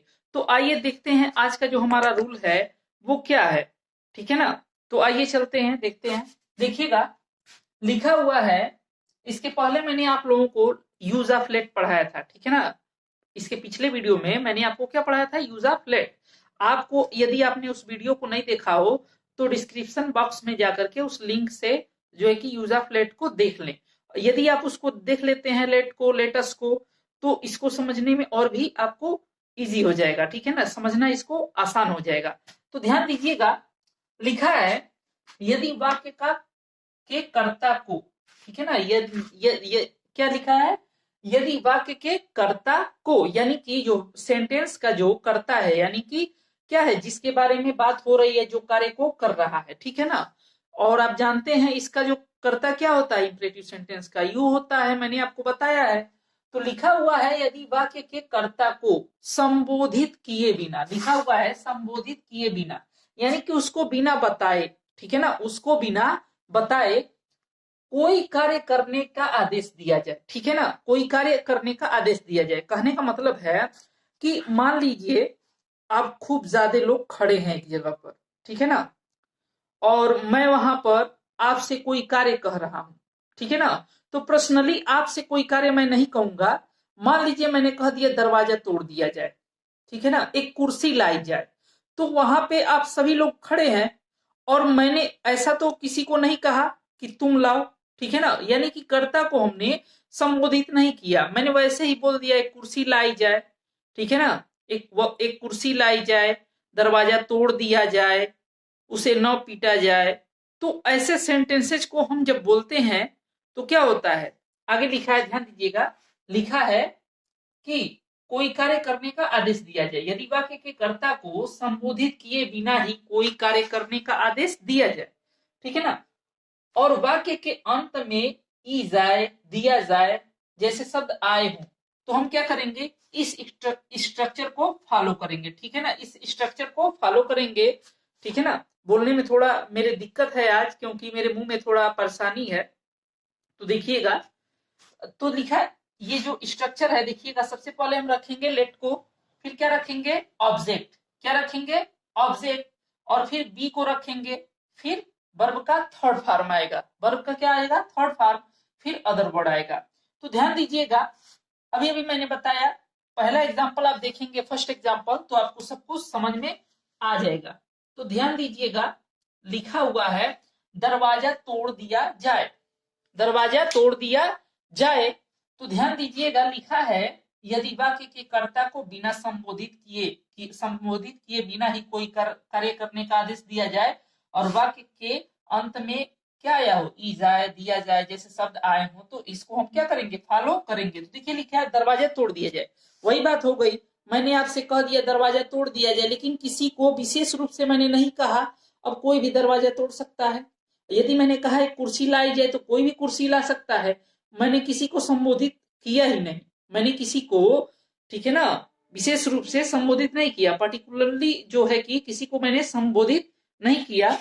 देखिएगा लिखा है, तो सबसे पहले हम लिखेंगे लेट, ठीक है ना, लेट के बाद ऑब्जेक्ट रहेगा क्या है, दरवाजा, तो द डोर, और फिर हम लगाएंगे बी, और फिर तोड़ने की इंग्लिश हमें लिखना है, तो तोड़ने की इंग्लिश होती है ब्रेक, और ब्रेक का थर्ड फॉर्म होता है ब्रोकन, तो हो जाएगा let the door be broken, let the door be broken. फिर एक कहानी सुनाई जाए, क्या लिखा है, एक कहानी सुनाई जाए। तो ध्यान दीजिएगा, मैंने ऐसे ही बोल दिया कि एक कहानी सुनाई जाए, लेकिन कौन सुनाएगा ये तो मैंने नहीं बताया, यानी कि कर्ता को संबोधित नहीं किया गया, तो हो जाएगा लेट, और उसके बाद से हमें ऑब्जेक्ट लिखना है, ऑब्जेक्ट क्या है, कहानी, तो ए स्टोरी, फिर रहेगा बी, और बी के बाद हमें क्या लिखना है, वर्ब, वर्ब क्या है, सुनाना, तो सुनाने की इंग्लिश, यानी कि कहानी को हम सुनाते हैं तो बताते हैं, ठीक है ना, तो टेल होता है, और टेल का थर्ड फॉर्म टोल्ड होता है, तो let a story be told, फिर उसे अंदर लाया जाए। तो सबसे पहले देखिएगा, हम लिखेंगे लेट, लेट के बाद हिम लिखेंगे या हर लिखेंगे, लड़का है तो हिम, लड़की है तो हर, तो लेट हिम, और फिर क्या रहेगा बी, और क्या किया जाए, अंदर लाया जाए, तो लाने की इंग्लिश होती है ब्रिंग, और ब्रिंग का थर्ड फॉर्म हो जाएगा ब्राट, और अंदर की इंग्लिश हो जाएगी इन, तो let him be brought in, let him be brought in. उसके बाद से है किसी को गाली न दी जाए, मैंने कह दिया किसी को गाली न दी जाए, तो देखिएगा यहाँ न आ गया, ठीक है ना, तो उसकी इंग्लिश तो हम नॉट यूज करेंगे, तो कहाँ यूज करेंगे ये देखिएगा, सबसे पहले लिखेंगे लेट, और लेट के बाद रहेगा ऑब्जेक्ट। क्या रहेगा? ऑब्जेक्ट। तो हो जाएगा लेट और ऑब्जेक्ट क्या है? किसी को, तो एनीवन। और ठीक ऑब्जेक्ट के बाद हम क्या लगा देंगे? नॉट। तो नॉट हो जाएगा लेट एनीवन नॉट बी एब्यूज्ड। गाली देने की इंग्लिश एब्यूज होती है और थर्ड फॉर्म होता है एब्यूज्ड। फिर है मुझे गिरफ्तार न किया जाए, मुझे गिरफ्तार न किया जाए। तो क्या हो जाएगा? Let me not be arrested. क्या हो जाएगा? Let me not be arrested. फिर है उसे न पीटा जाए, उसे न पीटा जाए। तो देखिएगा हो जाएगा let him not be beaten, let him not be beaten. फिर है बल्ब जला दिया जाए, बल्ब जला दिया जाए। तो हो जाएगा let the bulb B switched on, let the bulb B switched on. फिर है उसे बुलाया जाए, तो हो जाएगा let her be called, let her be called. फिर है किसी को परेशान न किया जाए, किसी को परेशान न किया जाए। तो हो जाएगा let anyone not be teased, let anyone not be teased. तो आई होप ये वीडियो आपको अच्छा लगा होगा। एक स्क्रीनशॉट लेकर लीजिएगा आप लोग नोट्स बनाने के लिए, ठीक है। तो चलिएगा, आपने स्क्रीनशॉट ले लिया होगा। मैं आपको बताऊं, थोड़ा मेरे जो है कि टंग में यानी कि जिम में कुछ प्रॉब्लम है, इसलिए आज मैं बोल नहीं पा रहा हूं। लेकिन मैं लगातार प्रयास कर रहा हूं कि आप लोगों को बहुत ही अच्छे तरीके से, बेटर कॉन्सेप्ट के साथ, बहुत ही इजी तरीके से इंग्लिश को मैं सिखाऊं। आप लोग बस मेरे साथ बने रहिए और इन सेंटेंसेस को प्रैक्टिस कीजिए और ऐसे सेंटेंसेस को अपने माइंड में खुद जो है कि ट्रांसलेट कीजिए और बनाने का प्रैक्टिस कीजिए, ठीक है ना। कॉपी पेन लेकर के बिल्कुल ना करें, ठीक है ना। यदि आप करना चाहें तो कर सकते हैं, लेकिन माइंड में अगर बनाएंगे तो बोलने का जो है कि आपको क्या आएगा, जो है कि अंदर आपके कॉन्फिडेंस आएगा, ठीक है ना। तो आज के लिए इतना ही, मिलते हैं अगले वीडियो में। Hello guys, welcome to my channel Desi English classes. तो गाइस, आज हम लोग इंपरेटिव सेंटेंस में एक बहुत ही इंपॉर्टेंट टॉपिक के बारे में डिस्कस करने वाले हैं, जो कि है यूज ऑफ मेक। ध्यान दीजिएगा, ये use of make imperative sentence में या कई जगहों पर कॉजेटिव वर्ब के रूप में यूज होता है, और इसका जो ट्रांसलेशन होता है वो थोड़ा कठिन टाइप का होता है, ठीक है ना। थोड़ा डिफिकल्ट होता है, इसके कॉन्सेप्ट को समझना बहुत ही जरूरी है। यदि आप इसके कॉन्सेप्ट को एक बार समझ जाते हैं तो आप इसको बहुत ही इजिली क्या कर सकते हैं, ट्रांसलेट कर सकते हैं, ठीक है। और यदि आप नहीं समझते हैं तो आप इसे कभी भी ट्रांसलेट नहीं कर पाएंगे अच्छे से। तो ध्यान दीजिएगा, देखिएगा, आपके समझने के लिए हमने कुछ लाइंस यहाँ पे लिख दिया है। देखिए लिखा है यूज ऑफ मेक, यानी कि मेक का प्रयोग। अब देखिएगा ये मेक का प्रयोग हम कैसे करते हैं सेंटेंस में कॉजेटिव वर्ब के रूप में, वो यहाँ पे देखिएगा लिखा है जब वाक्य का कर्ता, ठीक है ना, किसी कार्य को खुद नहीं करता है। ध्यान दीजिएगा, जब वाक्य का जो कर्ता है वो किसी कार्य को खुद नहीं करता है, ठीक है ना। कर्ता कौन होता है? वाक्य का कर्ता, यानी कि सेंटेंस में कार्य जो हो रहा है उसको जो चीज कर रहा है। जैसे मान लीजिए घोड़ा घास खा रहा है, तो घास खाने का कार्य कौन कर रहा है? घोड़ा। मैं पढ़ा रहा हूं तो पढ़ाने का कार्य मैं कर रहा हूं, तो मैं करता हो गया और घोड़ा करता हो गया। तो इस तरह से सेंटेंस में लिखा है जब वाक्य का जो कर्ता होगा वो किसी कार्य को खुद नहीं करता, ठीक है ना। आगे देखिएगा, बल्कि वह उस कार्य को किसी दूसरे से कराता है। वह उस कार्य को किससे कराता है? किसी दूसरे से कराता है, ठीक है ना। अब खुद नहीं करेगा, किसी दूसरे से कराएगा। तो लिखा है और उस कार्य को करने में दो व्यक्ति या वस्तुएं शामिल हो। यानी कि अब देखिए, एक तो वो खुद नहीं करेगा, दूसरे से कराएगा, और उसको करने में दो व्यक्ति या दो वस्तुएं शामिल हो। तो मेक का प्रयोग कॉजेटिव वर्ब के रूप में होता है, ठीक है ना। अब देखिएगा, ऐसे वाक्यों में हंसाना, रुलाना, खेलाना, दौड़ाना, नचाना जैसी क्रियाएं आती हैं, ठीक है ना। अब देखिएगा, इस चीज को समझने के लिए ट्रांसलेशन को हम एक बार देखेंगे तो ये चीजें समझ में आ जाएंगी। तो देखिएगा लिखा है, ये क्या है, इसका स्ट्रक्चर है मेक प्लस ऑब्जेक्ट, फिर क्या आएगा उसके बाद मेन वर्ब का फर्स्ट फॉर्म, फिर अदर वर्ब। तो देखिएगा लिखा है रवि को दौड़ाओ, ठीक है। इस सेंटेंस को ध्यान दीजिएगा, रवि को दौड़ाओ। और मैंने आपको पढ़ा रखा है कि इंपरेटिव सेंटेंस में जो सब्जेक्ट होता है वो होता है तुम या आप, यानी कि यू, ठीक है ना, जो कि छिपा रहता है। यदि मान लीजिए मैं कहूं खड़े हो जाओ, तो कौन? तुम, ठीक है ना। बैठ जाओ, कौन? तुम, ठीक है ना। यहां आओ, कौन? तुम, ठीक है ना। कभी भी आप प्रश्न करेंगे तो तुम ही आएगा, तो वही सब्जेक्ट होता है। तो वो क्या है इसमें, देखिए इसमें है कि नहीं है। अगर मान लीजिए मैं आपको कह दूं कि रवि को दौड़ाओ, ठीक है ना, यदि मैंने आपको कह दिया कि रवि को दौड़ाओ, तो कौन? यानी कि तुम, ठीक है ना। तो तुम तो क्या करोगे, खुद कार्य को करोगे नहीं, यानी कि रवि को दौड़ाओगे। तो रवि को जब दौड़ाओगे तो रवि क्या करेगा, रवि दौड़ेगा, ठीक है ना। तुम रवि से कहोगे और रवि दौड़ेगा, यानी कि तुम उस कार्य को खुद नहीं करोगे, उस कार्य को कोई और करेगा। तो ध्यान दीजिएगा, लिखा है रवि को दौड़ाओ, ठीक है ना। तो देखिएगा यहाँ जो है कि रवि सब्जेक्ट नहीं है, ठीक है ना। यहाँ पे सब्जेक्ट है तुम या आप, जो कि छिपा है, वह उस कार्य को नहीं करता है, किसी दूसरे से कराता है, और दो व्यक्ति या दो वस्तुएं शामिल हो। तो ध्यान दीजिएगा, रवि को दौड़ाओ। तो ध्यान दीजिएगा, यहाँ पर सबसे पहले हम लिख देंगे मेक, फिर ऑब्जेक्ट रहेगा रवि, ठीक है ना। और क्या है, वर्ब का फर्स्ट फॉर्म यानी कि रन, मेक रवि रन। फिर है अपने भाई को समझाओ। ध्यान दीजिएगा, यानी कि यदि मान लीजिए मैंने आपसे कह दिया अपने भाई को समझाओ, तो यानी कि तुम खुद नहीं समझोगे, तुम अपने भाई को समझाओगे। तो इसको हम ऐसे बनाएंगे मेक, और मेक के बाद क्या रहेगा, ऑब्जेक्ट, यानी कि your brother, make your brother. फिर रहेगा अंडरस्टैंड, क्या रहेगा, अंडरस्टैंड। ध्यान से समझिएगा। फिर है उसे मत नचाओ, उसे मत नचाओ, यानी कि मान लीजिए मैंने आपसे कह दिया कि उसे मत नचाओ, तो अब ध्यान दीजिएगा, मैंने आपसे तो कहा, तो आप तो नाचेंगे नहीं और न ही उसे नचाएंगे, ठीक है ना। एक ध्यान दीजिएगा, यानी कि आप उसे मना करेंगे और वह नहीं नाचेगा या नहीं नाचेगी, ठीक है ना।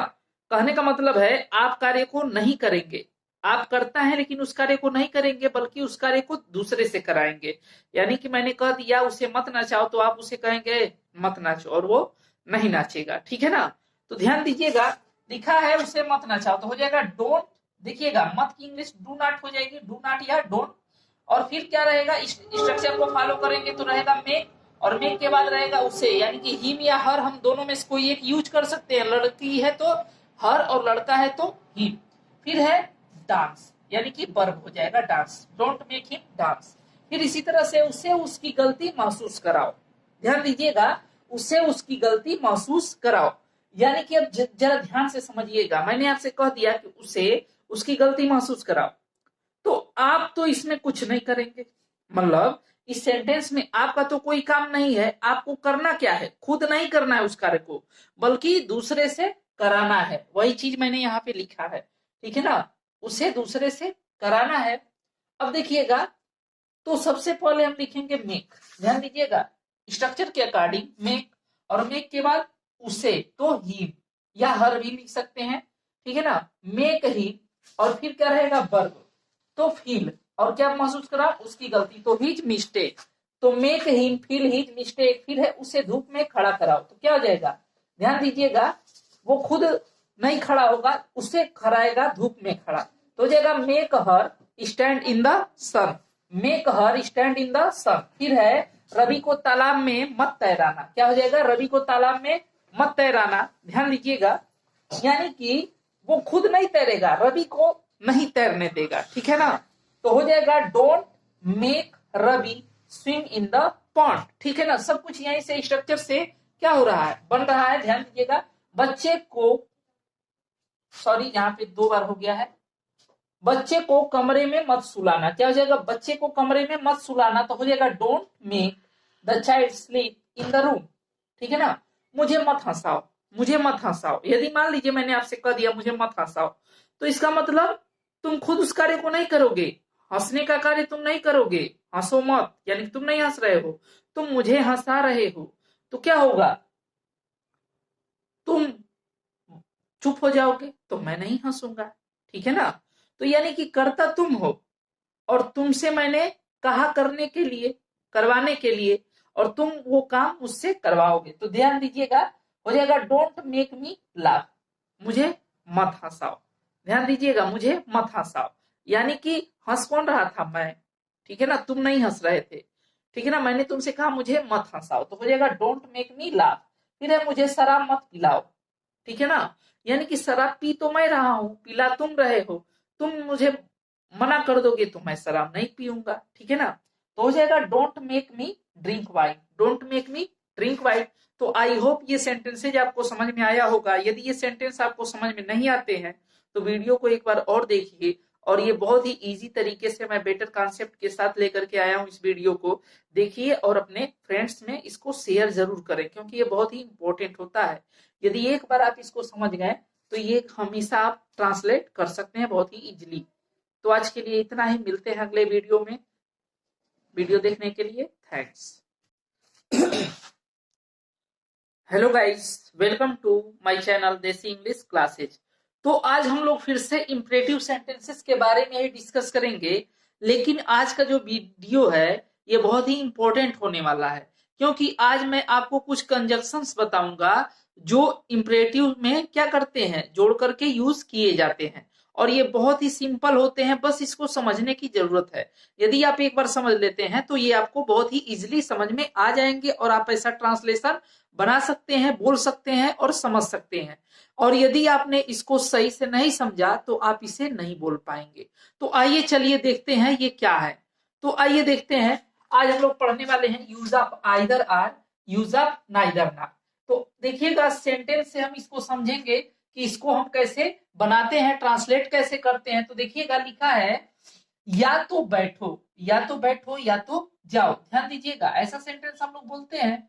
तो ध्यान दीजिएगा, जो पहला या तो है और दूसरा या तो हम इसको उसी के साथ रखेंगे जिसके साथ ये आया हो। तो देखिएगा ये वाला या तो किसके साथ आया है, बैठो के साथ, और ये वाला जाओ के साथ। ठीक है ना, ध्यान दीजिएगा, ध्यान से आप लोग समझिएगा। तो देखिएगा पहले या तो की इंग्लिश हो जाएगी आइदर। क्या हो जाएगा, आइदर। तो हो जाएगा आइदर, और फिर हम क्या लिखेंगे, बैठो, या तो बैठो, यानी कि आइदर सिट, या तो बैठो, आइदर सिट। और दूसरे या तो की इंग्लिश हो जाएगी आर, और या तो जाओ, यानी कि आर गो। तो आइदर सिट आर गो, क्या हो जाएगा, आइदर सिट आर गो। फिर नेक्स्ट सेंटेंस है या तो नाचो या तो गाओ। ध्यान दीजिएगा, या तो नाचो या तो गाओ। तो देखिएगा एक या तो के साथ क्या आया है, नाचो, और एक या तो के साथ क्या आया है, क्या आया है, तो ये आया है आपका गाओ। तो ध्यान दीजिएगा पहले या तो की इंग्लिश हो जाएगी आइदर, तो आइदर, और आइदर के साथ क्या आया है, नाचना, तो डांस, तो आइदर डांस। और दूसरे या तो की इंग्लिश हो जाएगी आर, और गाओ यानी कि सिंग। तो हो जाएगा either dance or sing, either dance or sing. फिर नेक्स्ट सेंटेंस है या तो पढ़ो या तो लिखो, सो मत। ध्यान दीजिएगा, या तो पढ़ो या तो लिखो, सो मत।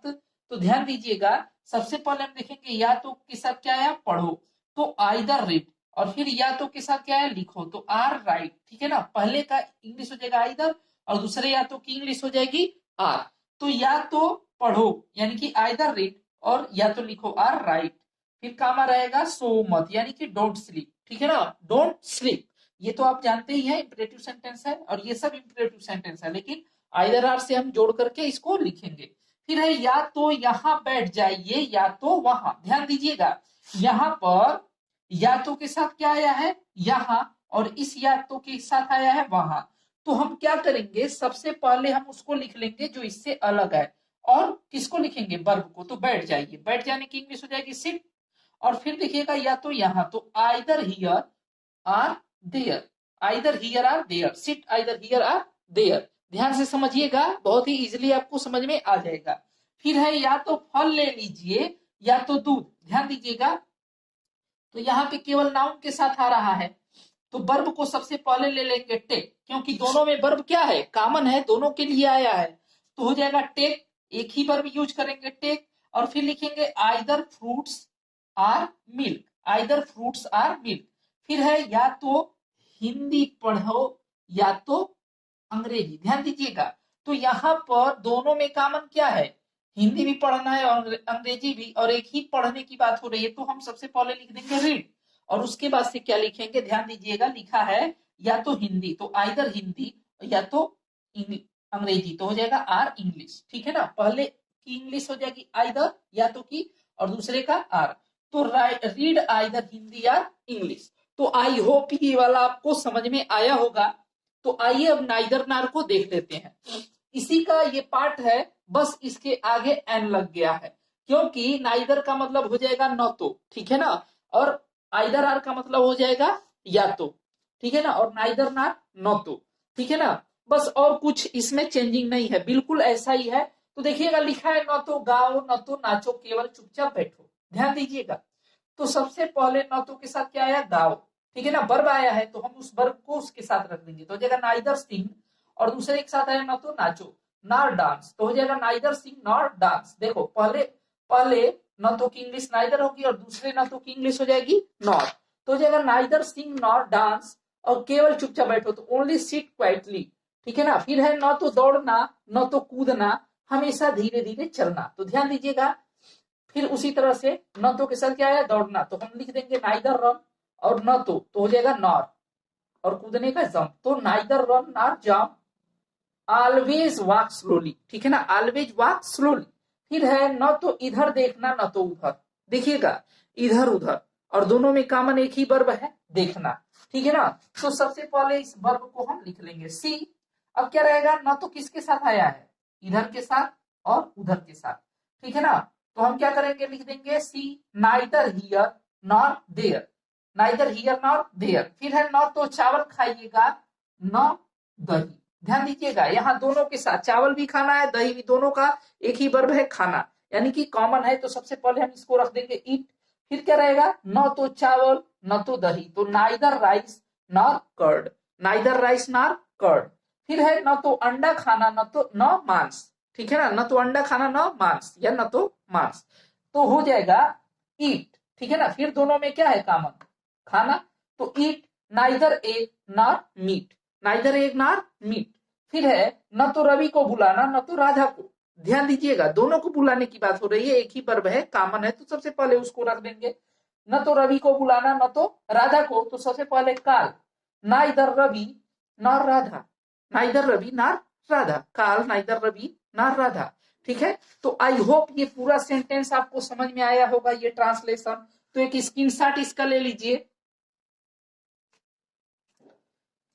तो ऐसे वीडियोस के लिए हमारे चैनल को सब्सक्राइब कर लें, वीडियो को शेयर करें, ताकि बहुत सारे लोग जो फ्री में सीख नहीं पाते हैं इंग्लिश और एक बेटर कॉन्सेप्ट के साथ बहुत ही इजीली, उनको भी इससे बहुत हेल्प मिलने वाला है। तो इस चैनल को आप क्या करें, सब्सक्राइब करें, वीडियो को शेयर करें, ज्यादा से ज्यादा शेयर करें, और कमेंट करके जरूर बताएं कि वीडियो कैसा लगा। लाइक का भी बटन दबा दें। मिलते हैं अगले वीडियो में। वीडियो देखने के लिए थैंक्स। स्टूडेंट्स, आज आपका मेरे चैनल देसी इंग्लिश क्लासेज में फिर से एक बार स्वागत है। जैसा कि मैंने आप लोगों को पिछले वीडियो में पढ़ाया था, subject, doer, main verb, helping verb और negative words, question words, object के बारे में, और मैंने बताया था कि यदि आप उस दोनों वीडियो को अच्छे से तैयार कर लेते हैं तो आप इंग्लिश बेटर तरीके से सीखेंगे। बिल्कुल उसी तरह से मैंने उन दोनों से वीडियो में जो भी पढ़ाया वो बहुत ही क्या था, इंपॉर्टेंट था, और उसे अगर आप लोगों ने तैयार कर लिया है तो चलिए आज से हम ग्रामर चालू करते हैं, और बिल्कुल इजी वे में आप लोगों को मैं सिखाऊंगा। ठीक है ना। आप लोग बस पेशेंस रखें, मैं आपको सिखाऊंगा, ये गारंटी है, लेकिन मीनिंग्स आप लोगों को लर्न करना पड़ेगा। तो देखिएगा, यहाँ पर हम लोग सबसे पहले शुरू करेंगे इंपरेटिव सेंटेंस से। तो देखिएगा, ये इंपरेटिव सेंटेंस होता क्या है, ये बहुत ही आसान होता है, इजी होता है, और ये हमेशा हम लोग यूज करते हैं अपने सेंटेंसेस में, इसका यूज हम हमेशा करते हैं और हम इसे बोलते भी हैं, लेकिन हम इसके बारे में अच्छे से जानते नहीं है। तो देखिएगा, लिखा है इंपरेटिव सेंटेंस, यानी कि आज्ञा सूचक वाक्य। अब ध्यान दीजिएगा, आज्ञा से आपको पता चलता होगा आर्डर, यानी कि लिखा हुआ है जिन वाक्यों से आज्ञा देने यानी कि आर्डर देने, सलाह देने यानी कि एडवाइस, या प्रार्थना करने यानी कि रिक्वेस्ट, ठीक है ना, रिक्वेस्ट करने का बोध होता है, उसे इंपरेटिव सेंटेंस कहते हैं। इसका मतलब ये हो गया कि मान लीजिए आपने अपने भाई को कहा यहां आओ, इसका मतलब आपने उसे क्या किया, आदेश दिया।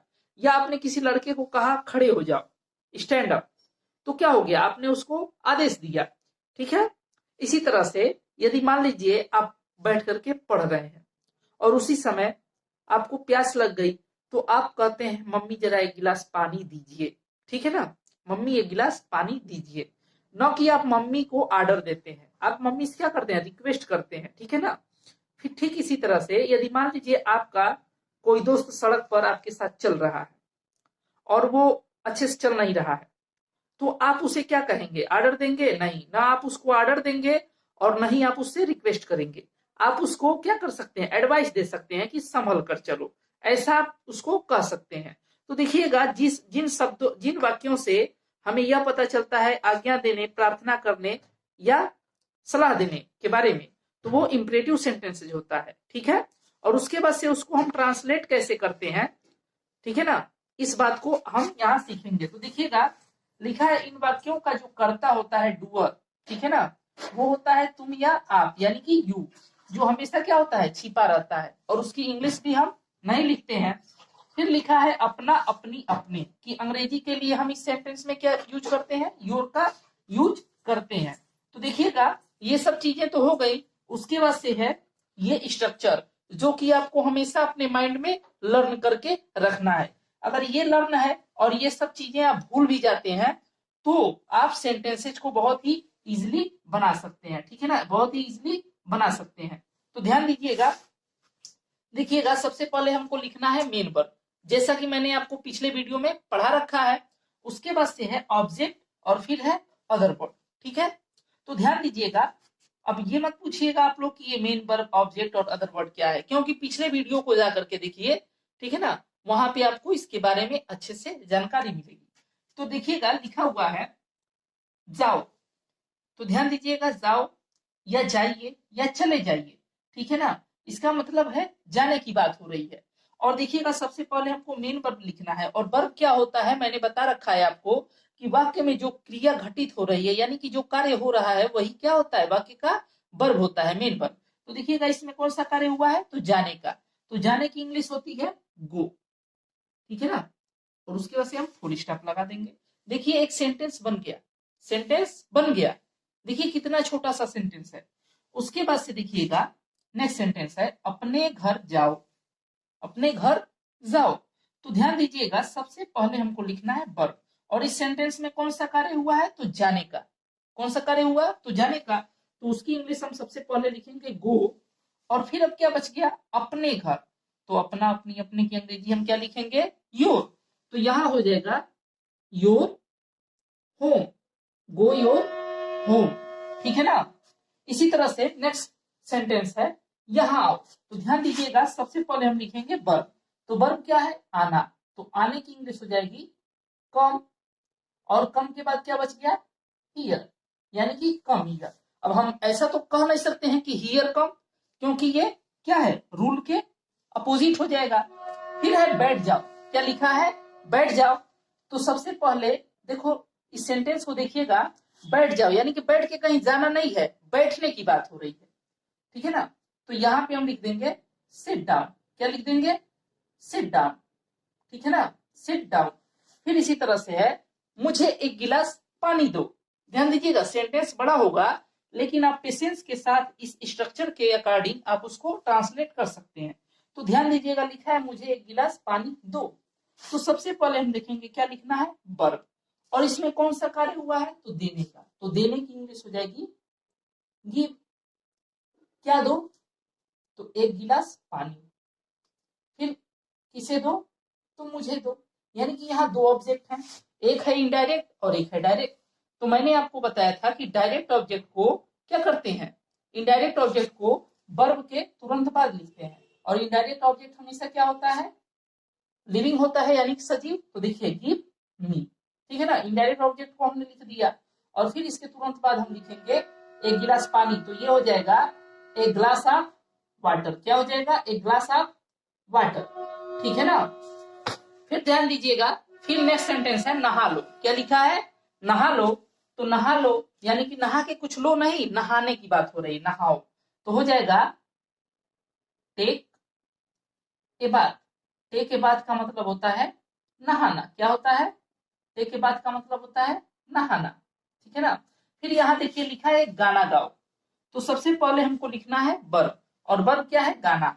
तो गाने की इंग्लिश होती है सिंग, ठीक है ना, ये वर्ब है। और क्या गाओ? एक गाना, यानी कि एक गीत। तो a song, Singh a song. फिर इसी तरह से है मुझे पैसे दीजिए। ध्यान दीजिएगा, तो यहाँ देने की बात हो रही है। तो फिर हम वर्ब को पहले लिखेंगे गिव, और गिव के बाद क्या रहेगा? मी। मुझे, और क्या दो, मनी, गिव मी मनी। यदि आपको ये समझ में ना आया हो तो आप जाकर के main verb, object, other word, subject, doer, helping verb वाले वीडियोस को देखिए। फिर लिखा है मेरी बात सुनो, तो ध्यान दीजिएगा सुनने की बात हो रही है, तो सुनने की इंग्लिश सबसे पहले हम लिख देंगे लिसन। क्या लिख देंगे? लिसन। अब देखिएगा लिसन के साथ हमेशा टू प्रीपोजिशन लगा रहता है, तो लिसन टू, सुनो। और क्या सुनो? मेरी बात। तो बात की तो इंग्लिश होती नहीं है, तो हम लिख देंगे मी, यानी कि मुझको सुनो, यानी कि मेरी बात को सुनो। ठीक है, तो आई होप आपको ये समझ में आया होगा। ठीक है ना, आप एक स्क्रीनशॉट इसका ले सकते हैं नोट्स बनाने के लिए, और जो है कि आपको ऐसे जो है कि वीडियोस मिलते रहेंगे, और बहुत ही इजी वे में मैं आप लोगों को इंग्लिश सिखाऊंगा। तो आज के लिए इतना ही, मिलते हैं अगले वीडियो में। चैनल को लाइक करें, शेयर करें और सब्सक्राइब करें। Hello guys, welcome to my channel Desi English classes. तो जैसा कि मैं आप लोगों को पिछली वीडियो में इंपरेटिव सेंटेंसेस के बारे में पढ़ा रहा था, और उसके 15 पार्ट्स आए थे। ठीक है ना, 15 वीडियोस में मैंने लगभग इंपरेटिव सेंटेंस को खत्म किया है, यानी कि उसमें कई सारे यूजेस के बारे में पढ़ाया है कि इंपरेटिव सेंटेंस में बहुत सारे यूजेस हैं। ठीक है ना, तो आइए आज हम लोग डिस्कस करने वाले हैं हैज, हैव, हैड के बारे में। ठीक है ना, तो आइए देखते हैं इसको हम सेंटेंस में कैसे यूज करते हैं, और कैसे इसको यूज करके हम इंग्लिश बोलते हैं, इंग्लिश का सेंटेंस बनाते हैं। तो देखिएगा लिखा हुआ है use of has, have, had. ठीक है ना, तो use of has, have, had. ठीक है ना, हैज, हैव, हैड क्या है?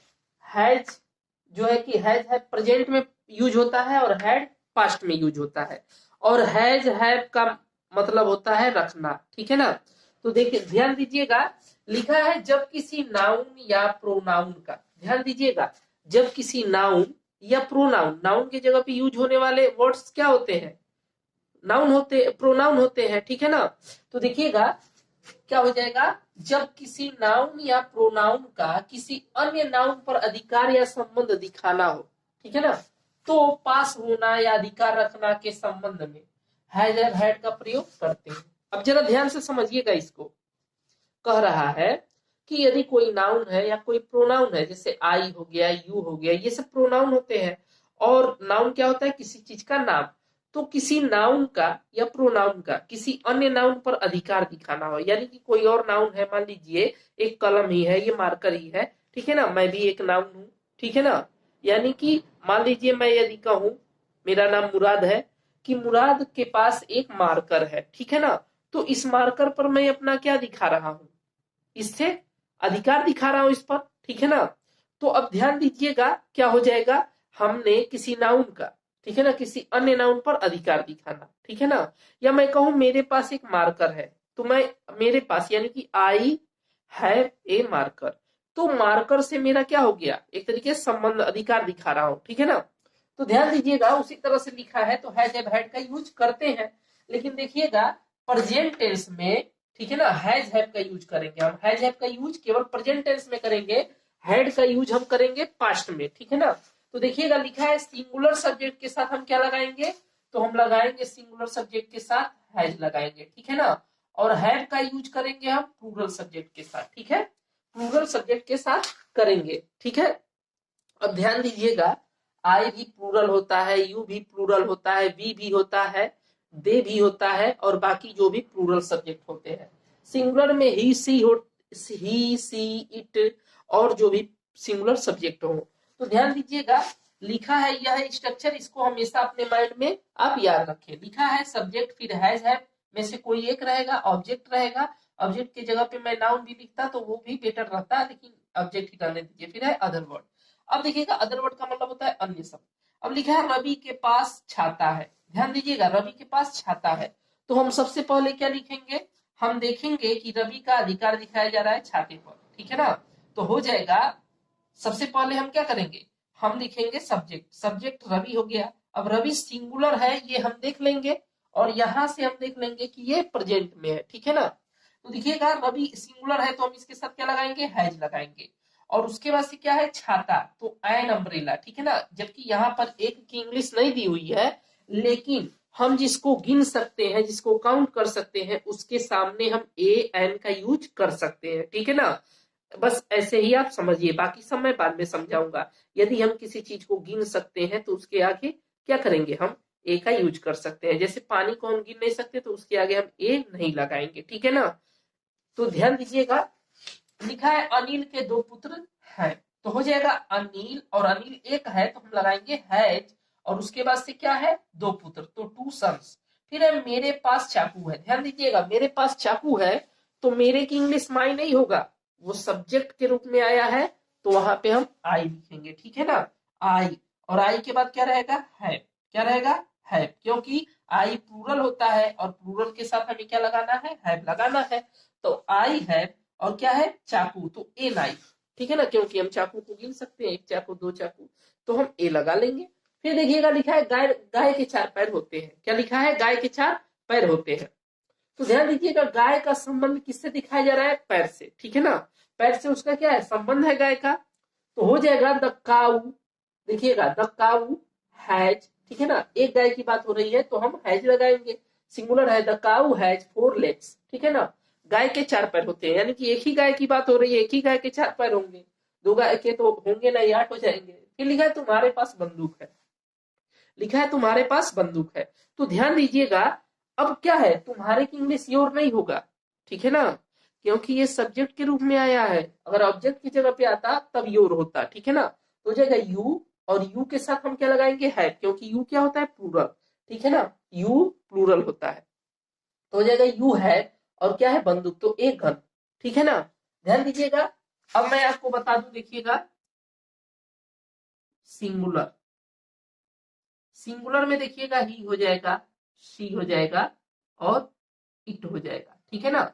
और देखिएगा प्लूरल में क्या हो जाता है, सब्जेक्ट में, तो प्लूरल में हो जाता है आपका आई, यू, वी, और दे, ठीक है ना, ये चारों आपके प्लूरल होते हैं। और इसके अलावा जो भी प्लूरल्स होंगे, जैसे लड़कियां, बच्चे, बूढ़े, ठीक है ना, एक से अधिक, और फिर है सिंगुलर, ठीक है ना, ही, सी, इट, और कोई भी एक वस्तु, ठीक है ना, कोई भी एक व्यक्ति। तो देखिएगा फिर है उसके सिर में दर्द है, उसके सिर में दर्द है, तो उसके यानी कि एक लड़के की बात हो रही है, तो हम ये सब्जेक्ट के रूप में आया है तो हम इसकी इंग्लिश ही लिखेंगे, ठीक है ना। जरा ध्यान से समझिएगा, बहुत ही इंपॉर्टेंट चीज है, और बहुत ही हम हमेशा इसको यूज करते हैं। तो हो जाएगा ही, और ही के साथ क्या रहेगा, हैज। और देखिएगा हेड एक, ठीक है ना, सिर दर्द, हेड, ही हैज हेड एक, उसे सिर दर्द है, ठीक है ना, या उसके सिर में दर्द है। फिर है उन लोगों के पास पैसा है, ध्यान दीजिएगा उन लोगों के पास पैसा है, तो उन लोगों की इंग्लिश हो जाएगी दे, या दोज पीपल, ठीक है ना, मैंने एक ही लिखा है, मैं बाद में बता दूंगा, दोज पीपल भी हम लिख सकते हैं। तो दे और दे के साथ क्या हो जाएगा, है, क्योंकि कई लोग हो गए तो प्लूरल ही हो गए, तो हो जाएगा दे है, और मनी, ठीक है ना। फिर है पिताजी के पास लाल कलम है, पिताजी के पास लाल कलम है, तो हो जाएगा father has a red pen. देखिएगा फादर और मदर के पहले द का यूज नहीं करते हैं, ये ध्यान दीजिएगा। पिता के पास लाल कलम है, तो हो जाएगा फादर, और फादर को इतने हैं, एक ही ना, तो हो जाएगा हैज, फादर हैज, और उसके बाद से है ए रेड पेन, ठीक है ना, ए रेड पेन, ठीक है ना। देखिएगा यहाँ पे ए लग जाएगा, क्योंकि हम एक लाल कलम, दो लाल कलम, इस ऐसे गिन सकते हैं, काउंट कर सकते हैं। फिर है मेरे पास किताब है, मेरे पास किताब है, और मैंने आपको बताया आई क्या होता है, प्लूरल होता है, तो हो जाएगा I have a book, I have a book. फिर है उसके पास गाय है, उसके पास क्या है, गाय है, तो हो जाएगा ही हैज ए काउ, ध्यान दीजिएगा ही हैज ए काउ। तो आई होप ये पूरा आपको समझ में आया होगा अच्छे से, ठीक है ना, एक स्क्रीनशॉट ले लीजिएगा इसका, ठीक है। तो आपको मैं बताना चाहूंगा कि ये बहुत ही बेटर तरीके से मैं समझाते हुए चल रहा हूँ, केवल डेली मेरे एक वीडियो को देख करके उसी को प्रैक्टिस करें, और धैर्य बना करके चलें, और जल्दी ही आपका क्या होगा, बहुत ही अच्छे तरीके से रिवीजन होते हुए आप इंग्लिश सीख जाएंगे, ठीक है ना। ध्यान दीजिएगा, ये बहुत ही इंपॉर्टेंट होते हैं। हमेशा हम लोग करते क्या है कि जो चीजें हमें आती हैं हम कहते हैं भाई ये तो हमें आ ही रहा है, इसको छोड़ो, अरे यार इसको क्या पढ़ना, और वही चीजें बाद में हम भूल जाते हैं, ठीक है ना। मेरे साथ भी ऐसा होता है, मैं भी पहले कहता था कि ये मुझे आ रहा है, मैं इसकी प्रैक्टिस नहीं करूंगा, ये तो मुझे आ गया, नहीं नहीं, प्रैक्टिस जब तक आप कर रहे हैं तब तक वो आपका बना हुआ है। आप जिस दिन प्रैक्टिस छोड़ेंगे वो आपका खत्म होने लगेगा धीरे धीरे। तो प्रैक्टिस हमेशा करते रहें, कोई भी चीज आप पढ़ते हो उसका प्रैक्टिस करें, डेली करें, ठीक है ना। यदि आपको आता है ना तो भी करें, ताकि वो आपके मन में हमेशा बना रहे, ठीक है ना। डेली ना करें तो हफ्ते में एक बार उसको जरूर रिकॉल करें, ताकि आपको फिर वो याद आ जाए, ठीक है। तो आज के लिए इतना ही, मिलते हैं अगले वीडियो में। ये वीडियो देखने के लिए थैंक्स।